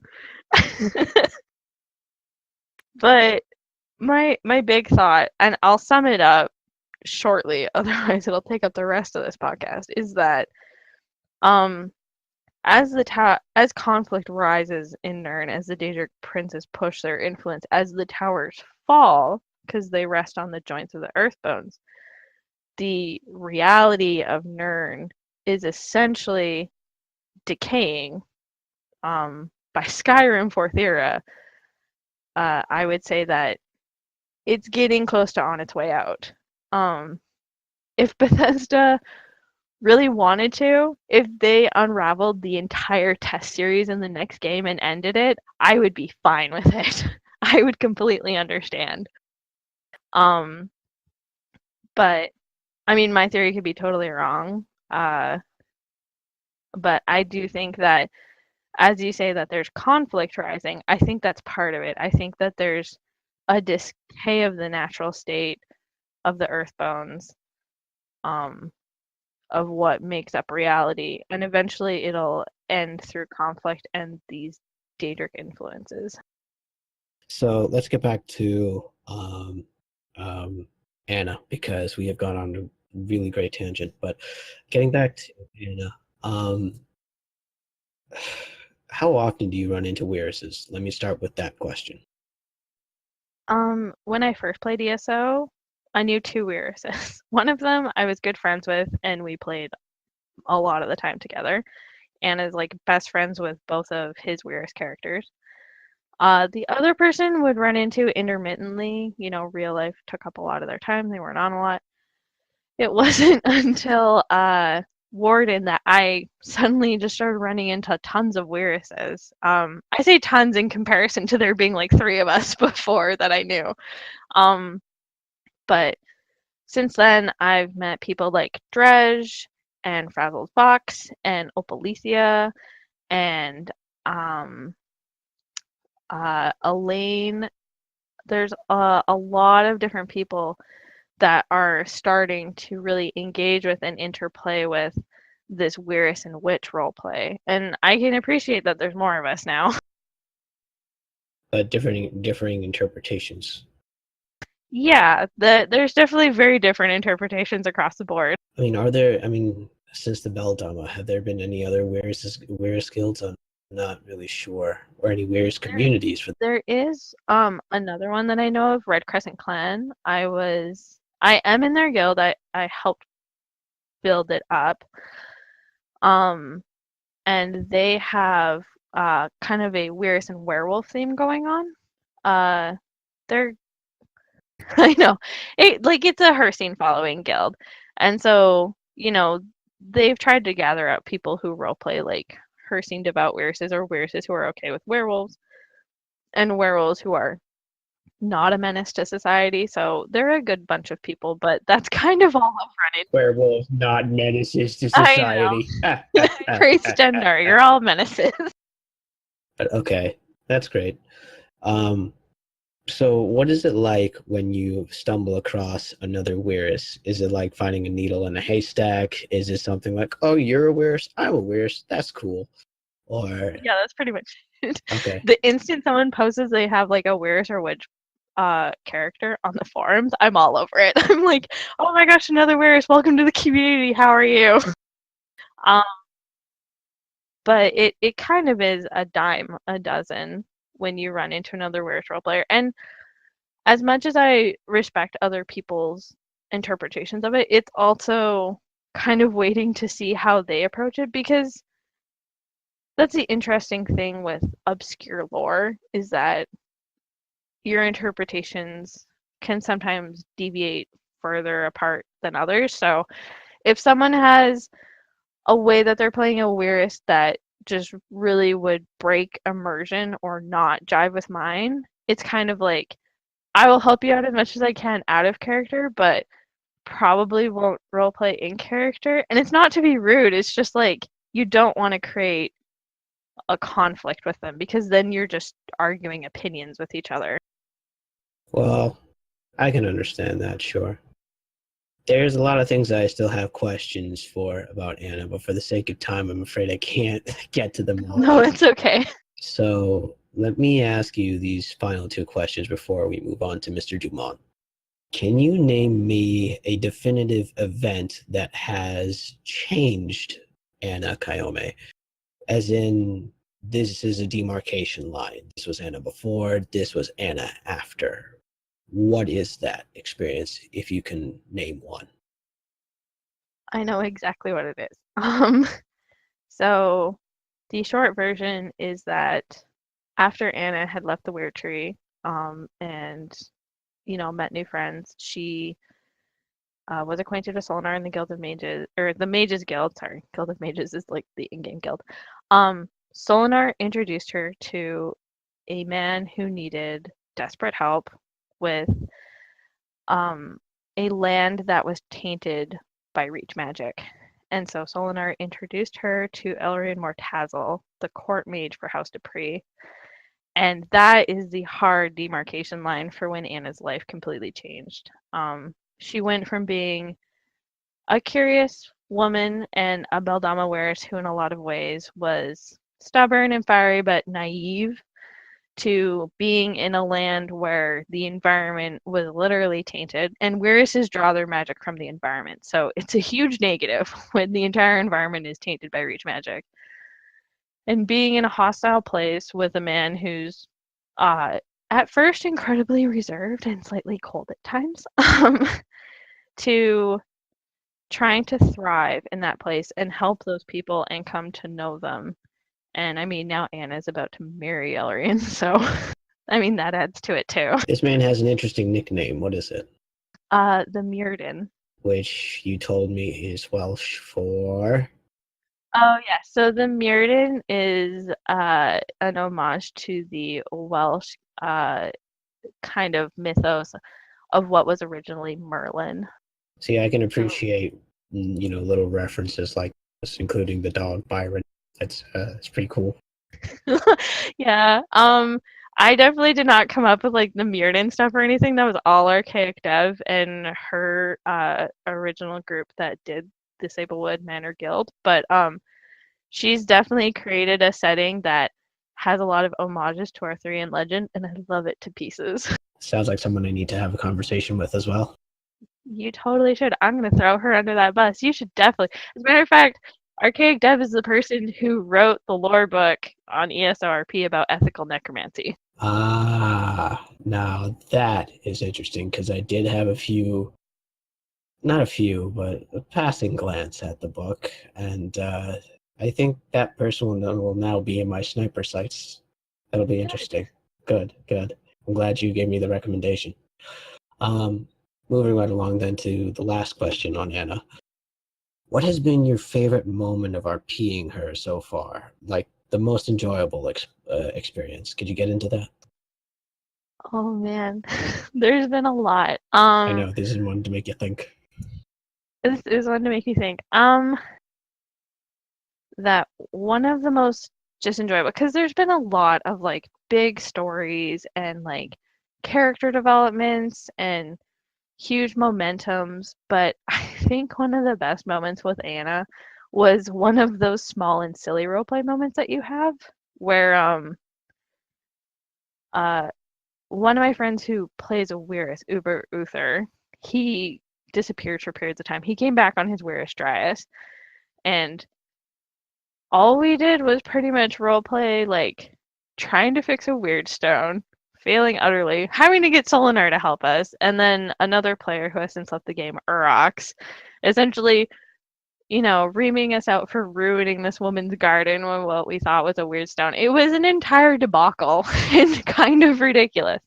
But it was just an entire night of fun with a group of people that I had, first called friends on ESO. And it was after that that Urok stopped playing the game and I had to stop playing as well. But I look back on simple nights like that with a lot of love because that's really one of the most enjoyable factors of roleplay is just doing so to enjoy company with one another.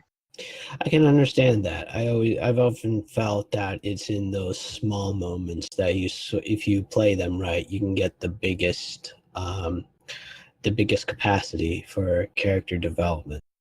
To use a really bad example, but like in The Hobbit, when what's his face dies, Bilbo is like, "Wow." At the end of it all, he's like, "Wow, I really never thought that would have happened," and he's just sort of letting that sink in for a second.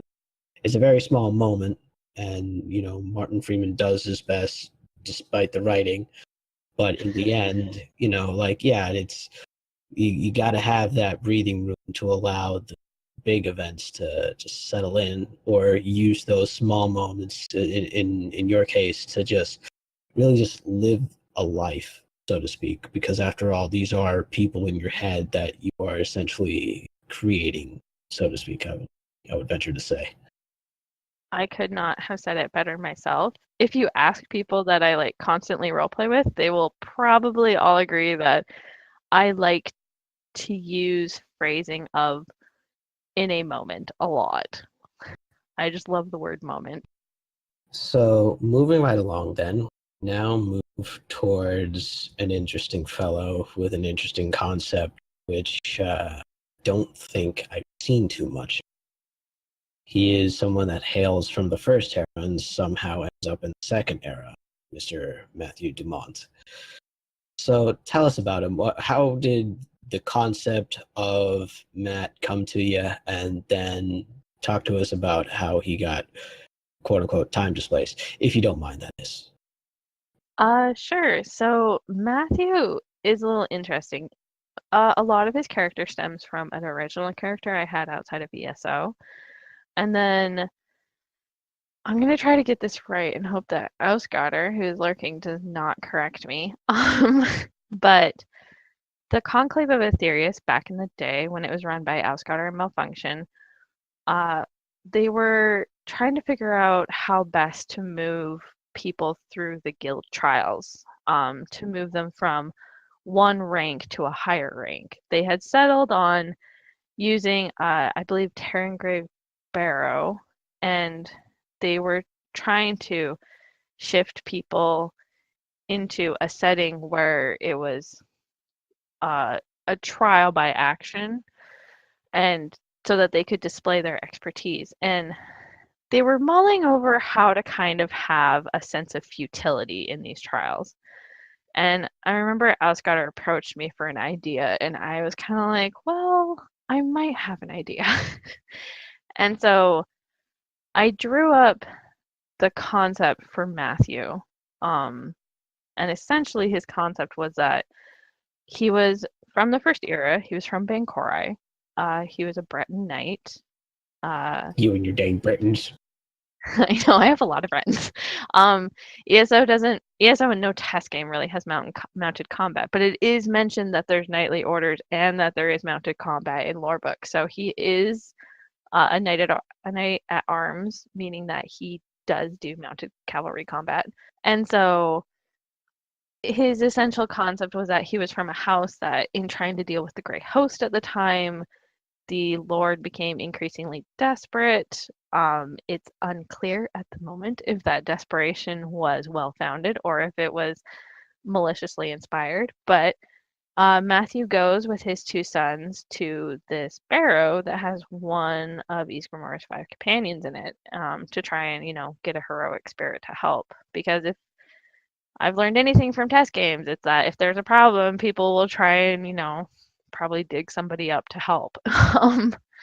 And so I was trying to think of how to displace Maddie that way. And just as you quoted, I, at that time, had been writing a thesis on Keats's La Belle Dame sans Merci, which is one of my favorite poems.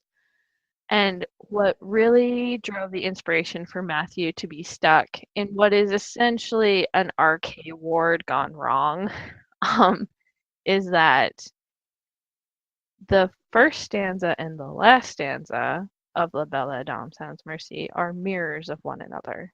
Oh, what can ail thee, knight at arms, alone and palely loitering? The sedge has weathered from the lake, and no birds sing. And it's interesting because it makes that poem into one Mobius strip of a moment, essentially. It is a poem that continuously reverts in on itself and repeats back because of how it begins and it ends. And that was essentially Matthew's fate, was that, in his backstory, it talks about the technicalities of how he can't get out, but ultimately his fate is meant to be that he is stuck in this moment, perpetuating itself over and over and over again, that he cannot overcome. And so he was originally meant to never leave that barrow. When we originally came up with the concept, he was just meant as an NPC that I had on my account, and he was only used for the Conclave of Serious Trials. And then, real life happened for a lot of people. The Conclave took a bit of a break.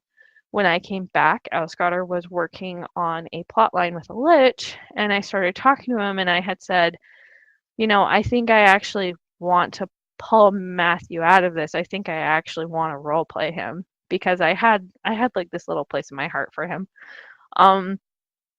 And Ausgatter said, okay, we can make this work. So this lich, since you can pull magicka from an environment, I can't remember all the details, and Ausgatter is going to have to forgive me for forgetting some of them. But the lich was trying to either rejuvenate themselves or stones. I think it was themselves, but they drew the magicka from the environment. And in doing so, they deprived the perverse ward that was keeping Matthew there of its magicka and pretty much broke it. And so Matthew suddenly finds himself no longer stuck in the barrow. He gets out. As a joke, we said that maybe we should just let him turn to dust when the guild gets him out, just like that final futility of too bad he's dead anyways. But I couldn't bring myself to do that. That would have been a great ending. I would have loved that. I know. I would have been punched in the gut after all that. Man. It would have been great, but there was a member of the guild, Tirana, and she had been one of the people who saw him die in this perverse ward recycling. And she was like, if you actually kill him, I'm going to yell at you. I was like, okay, we will not do that. So Matthew gets out completely disoriented, doesn't really have a grasp on how much time has passed, where he is. he kind of wanders around, and of course this is during the Three Banners War, so he draws the attention of the Riften Guard, being like, why is there a dude in Breton armor walking around on our roads? And so he asks after Master Outscouter and Master Season Shadow, because those were the two people he saw in the barrow that he could remember, and he's directed to the Conclave of Aetherius, and that is essentially his concept and how he got out. I can only imagine the sensory overload as he's told if he's told, I don't know how much it was, about the current era versus what he knew before. That must have been interesting. I've kind of played it as like what people tell him is what he finds out. He's like had a bit of like background fill in, but for the most part it's kind of come to him in bits and pieces, and yeah, it's definitely an overload. He's like, you guys did what to the Amulet of Kings? Like, what do you mean there's no Elysian Order or Elysians around anymore? You know, it's great that there's no Grey Host in Bankora, but like, what is Evermore? Like, everything's different from him. And that's probably one of the hardest things to roleplay about Matthew is what would be a shell shocker for being different and what would be consistent, because the test universe in some ways has a lot of consistencies with its reality and like the day-to-day life, but then there's also like events that would be groundbreaking, like the plane meld and the Three Banners War, and the fact that there were Reachmen on the throne in Cyrodiil, just like that one threw him for a huge loop. He's like, this is a joke, right? Or like how Cyrodiil was supposed to be a jungle, but it's not anymore. No, I'm kidding. I hadn't thought about that for role playing, and maybe I should have him be like, where are the palm trees, guys? No, I think what was it? Lorne Schick chalked it up to like a translation error of some sort. I don't know. It could be. Yeah, I believe it's Phrastus writes a lore book on it you can find in Cyrodiil, where it's like, actually, it's just a translation issue. Oh my god. That's just... Okay, moving on. So, Mr. Matthew has an interesting nickname. What is that nickname? His nickname is the Pale Knight. Right.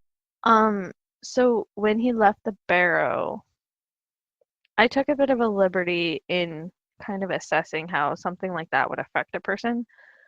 I mean, there's the mental aspect, but the physical aspect I couldn't imagine not being a thing. And so he's like an old-time picture in a modern art gallery in a way. He's drained of much of his color. His hair is kind of a dark black gray flat color, and he's quite pale. Not quite death pale, but it's obvious that, there's not much color in his face or features, and his eyes are kind of just a dull flat gray.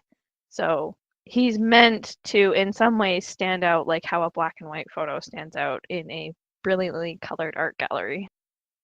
See, I can appreciate that change whenever a sort of, I don't want to say emotional, but I guess whenever an emotional or sort of, big instance of character development happens and it extends to also the physical, or if some sort of physical scar of some sort is left behind on the character, I always find that fascinating. I completely agree. Yeah.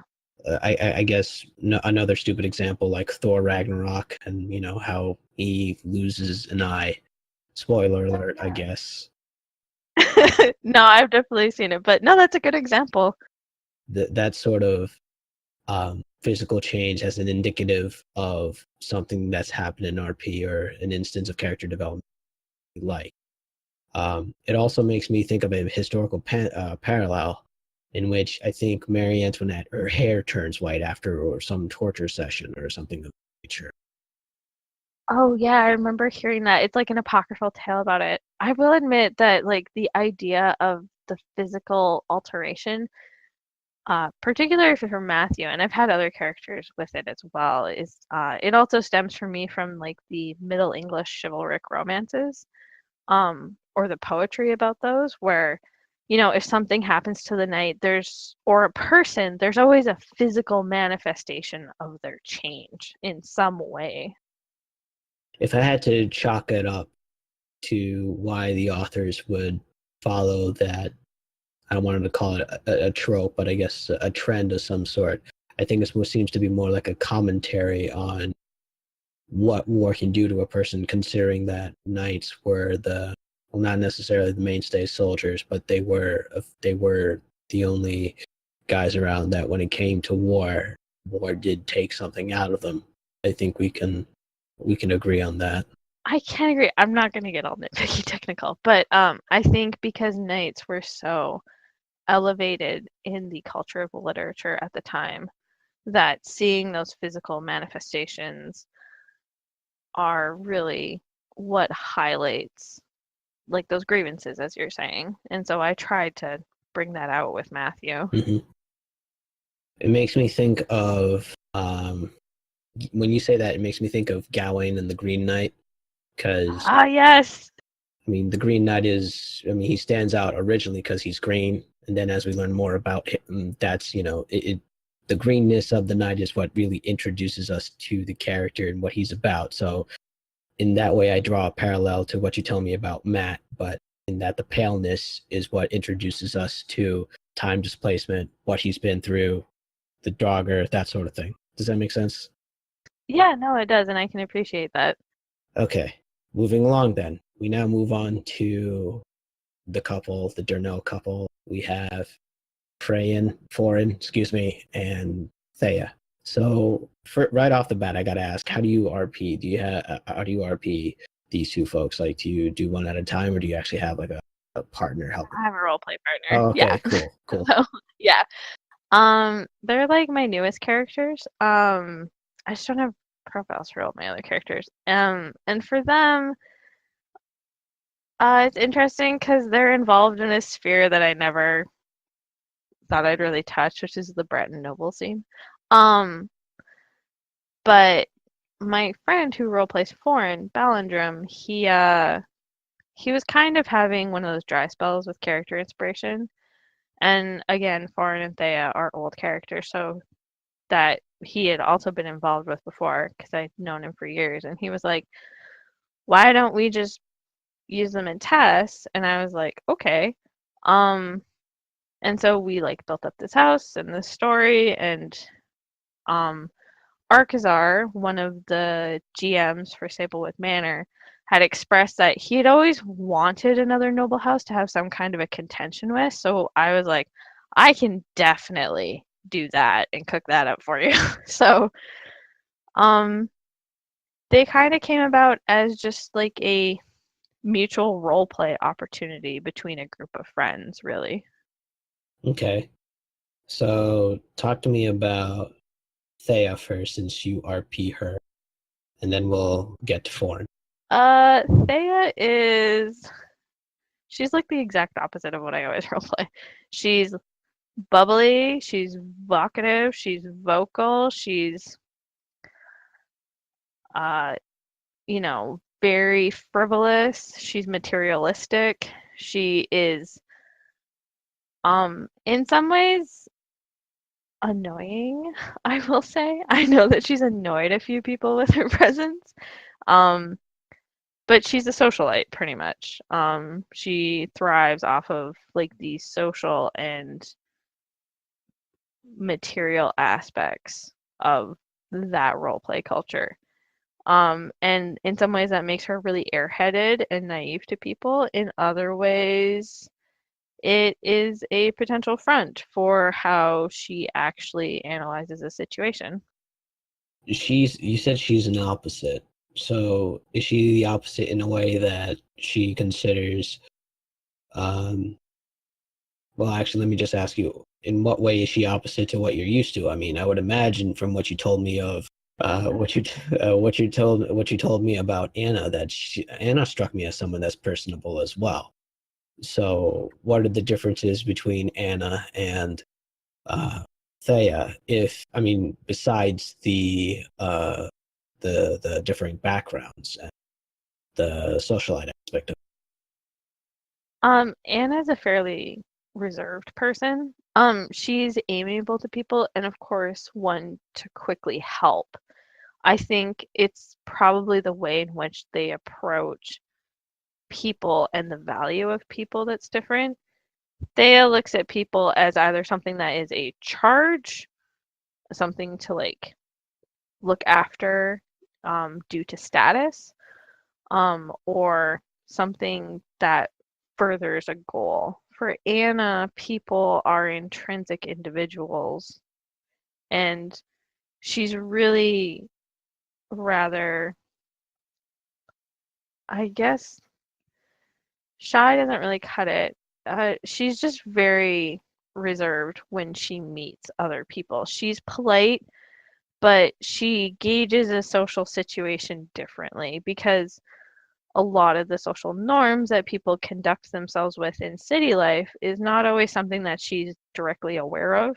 So for Thea, it's all theatrics and it's all engaging with these norms and societal expectations. For Anna, that makes her a bit anxious and she's far more comfortable just watching and then engaging. So it seems to me that if you were to put them side by side in a social interaction, I would say that Thea would be the first one to initiate first contact, whereas Anna, she'd probably first gauge the situation first before deciding whether or not she wants to. Or would that be a fair assessment? Yes. Okay. So now we go to Thea's other half, Foreign. First, I gotta ask, is the marriage purely political or is there actually something there? So the interesting thing about their marriage is that Foreign is not from a noble house. He's actually just somebody out of the woodwork that ended up getting married to her. So there's kind of a question of where did he come from in it all.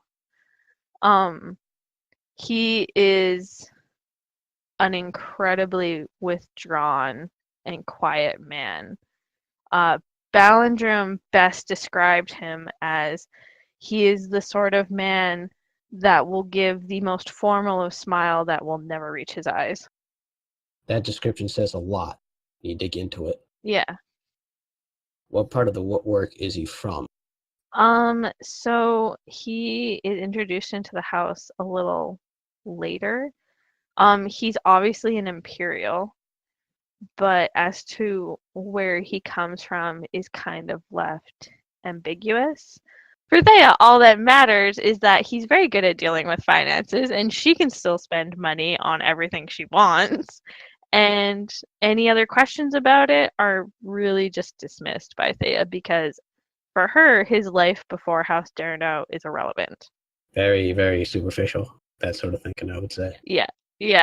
It is very superficial. But interesting to RP, I would imagine.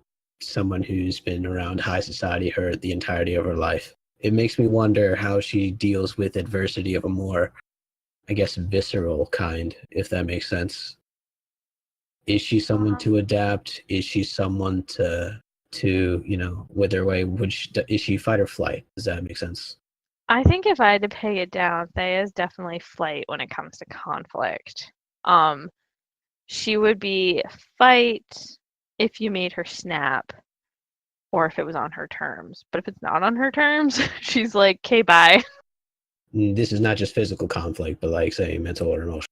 Emotional conflict is definitely okay, bye. But I think mental conflict is where she just thrives. Like, the political intrigue and everything. Yeah, she's all about that. She could be a Game of Thrones character. Oh man, that's just too scary. I mean that as a comp. I appreciate it, thank you. But no, she's definitely not a fighter. I know a lot of people who roleplay, their characters tend to be fighters. Anna is a fighter, but for Thea, I couldn't imagine it. All I could imagine was her complaining that she got a blood stain on like her pink chemise or something like that. Like she'd just be so mad. So let's get into the Durno family a little bit. What can you tell us about their history, the coat of arms? Where do they hail from? So they are originally from northern Bancorai, and that's where they still are. They're an older house. They are not one of the founding houses of Evermore because I never want to claim something like that. When it comes to power dynamics, that's just too far. What do you talk about? You could totally do that. I mean, No way. IRP. Listen. If I can RP as Iskamor's brothers, roommates twice removed. Sorry, go ahead. I met Iskamor at this rad frat party one time, but no. Um, they are a very old house though in Evermore. And they sit against the Rothgarian Mountains, and in some ways they've been a shield against the orcs in times when they didn't get along. But a lot of the time they're a shield against the Reach. Um, and their coat of arms is a little interesting. I'm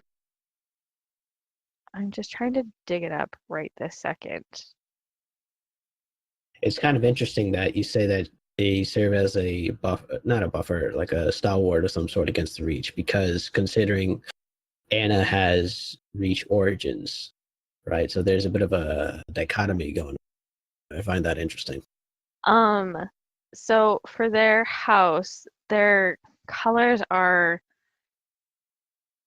crimson and black. I know Ballandrim drew up the entirety of it. And he did a great job. But the bear is there on their heraldry also for strength and ferocity. And then there's the Fiordalis with the readied saber. I feel like I want to give all of it, but I'll admit when it comes to chivalric heraldry, I'm actually not that good with it. Ballandrim was the one who's like, I've got this. And he just went to town on it. I gotta ask, when it comes to House RP, Noble RP, I'm going to take a lot of shots here when I say this, but a lot of it seems to be just theatrics and fluff and nothing really substantive, at least from what I observed. So my question to you is, how do you keep it authentic? What is it about House RP and between the RP between Thea and Forn that you use to provide substance to your interactions? Does that question make sense at all? Yeah, it does. And it's a good question. I'm just trying to decide how many people I want to irk in one podcast. Uh, so Brand Noble RP definitely has its place, and I know people quite enjoy it. There's aspects of it that I saw potential to enjoy. There was executions that like weren't my taste, but I knew that they were integral to the DC community. But really, when it came to House RP, for me personally, the standard was set for me when I met House Dupree, which is run by Archaic Dev, Archazar, and Pocket Nord. And they run the Guild Sablewood Manor. And for them, House Roleplay didn't center on the Lord and Lady, and that was really what made it crucial. Because the instant you center it on just the Lord and Lady, it falls into a lot of the issues some other guilds do, where you become reliant on those people to create the roleplay, but also you create it so that the power dynamics always vacuum back to the Lord and Lady, or just particular people. And that in and of itself can be a breeding ground for drama if yeah, folks aren't careful. yeah. And House Dupree was interesting because like the Lord and Lady were important, of course, but like they had a whole town called Gondrick's Nest, and they had a court mage, and they had an adopted son, and they had guards, and there was house staff, but everyone was given an equal footing to their role play and its importance in the guild. And I think that's what was important, and what I've tried to focus on is that it's not all about Thea, and it's not all about Foreign. I mean, I want to have fun when I roleplay with them, but I realize that because of their power dynamic, it's more important that they're a catalyst to further roleplay for more than just ourselves, essentially. Well, it seems to me it's more about not necessarily the people, but about the action. Yeah. I would give that a more accurate summation from what you're telling. Yeah. Thank you for putting my words into better phrasing. So like one way that we've tried to incorporate the courtly aspect, but also impact other branches of the roleplay is right now Thea is contesting House Dupree's claims to its lands. Which for some nobles is kind of a what are you doing? Because, the unspoken rule is that you don't touch each other's lands. Now, I will say it's like all out of character agreed between all parties. Like it's not like Which is good. That's usually a good thing. Thank the Lord. yeah, no, it's like, hey, we've talked this through. I kind of like this idea. I agree that I like it too. We trust each other. Why don't we go for it? Because out of character communication is by far the most important thing. And so Preach. yes. And so Thea is, formally contesting the holdings of these lands based on different reasons. And, she met with the court mage. He was furious over it. Their adopted son is upset. She's managed to suck in people that they thought were friends to House Dupree who are now working for her and, causing problems for their actual house. So it's caused like a lot of opportunities for different people to take. That's the polite way of putting it. Yeah, it's caused icy drama. Thankfully, out of character, everyone's like in on the same page, but it's taking that action and creating opportunity spread across everyone else as they see fit and as they want to engage. And I think that's the most important thing when it comes to noble roleplay is not enforcing your power dynamic on people, but using it to create opportunity. That is possibly the best way I've heard noble RP be put, and I think that is a takeaway that everyone can agree on. And I do hope that the storyline between House Dupree and House the conflict that happens is fulfilling for all sides, and that you guys keep the communication going, because it sounds infinitely interesting to me. I sure hope so. It better keep going. I pull these people into voice chat all the time. Like, what's up, nerds? It's lovely. It's lovely.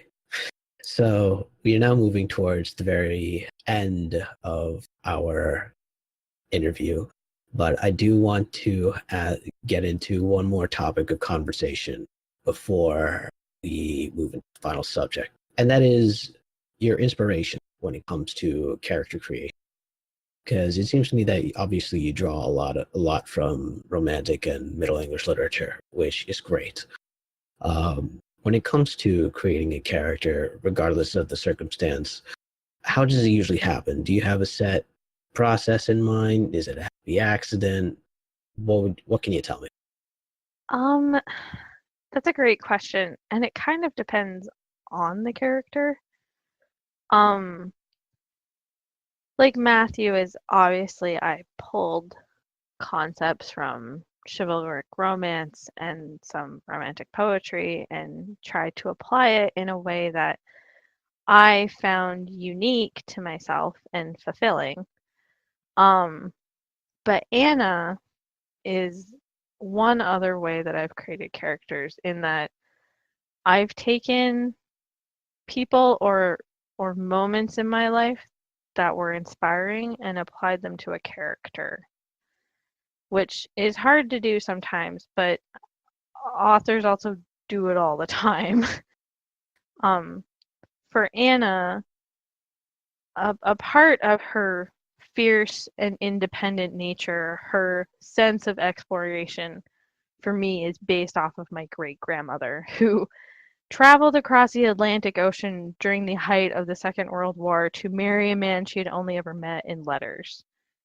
And also had red hair. She also had red hair. And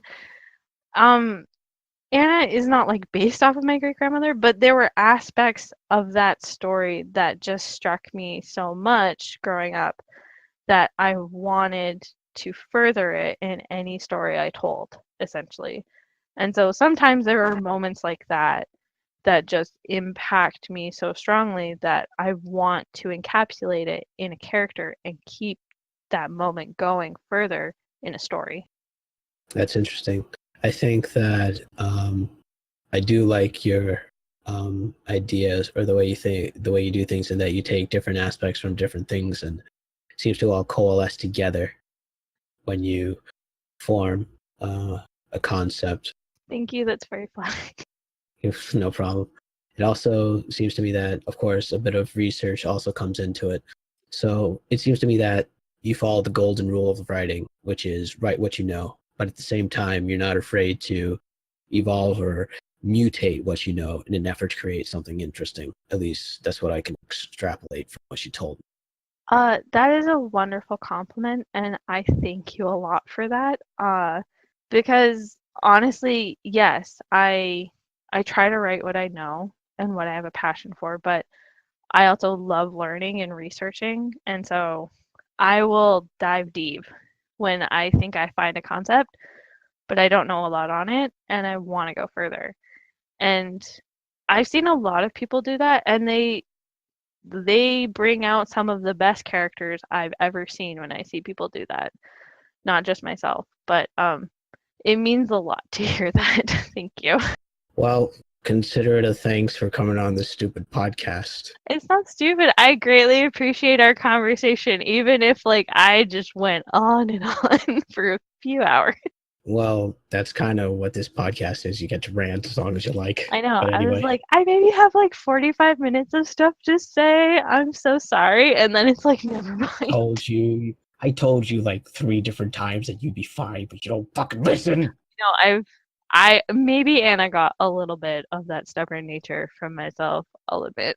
Let's move on to the final aspect of this interview. That is the 10-item questionnaire, first developed by Marcel Proust, then used by Bernard Pivot on his program Bouillon de Culture, and then finally used by my hero when it comes to this type of format for a show, James Lipton.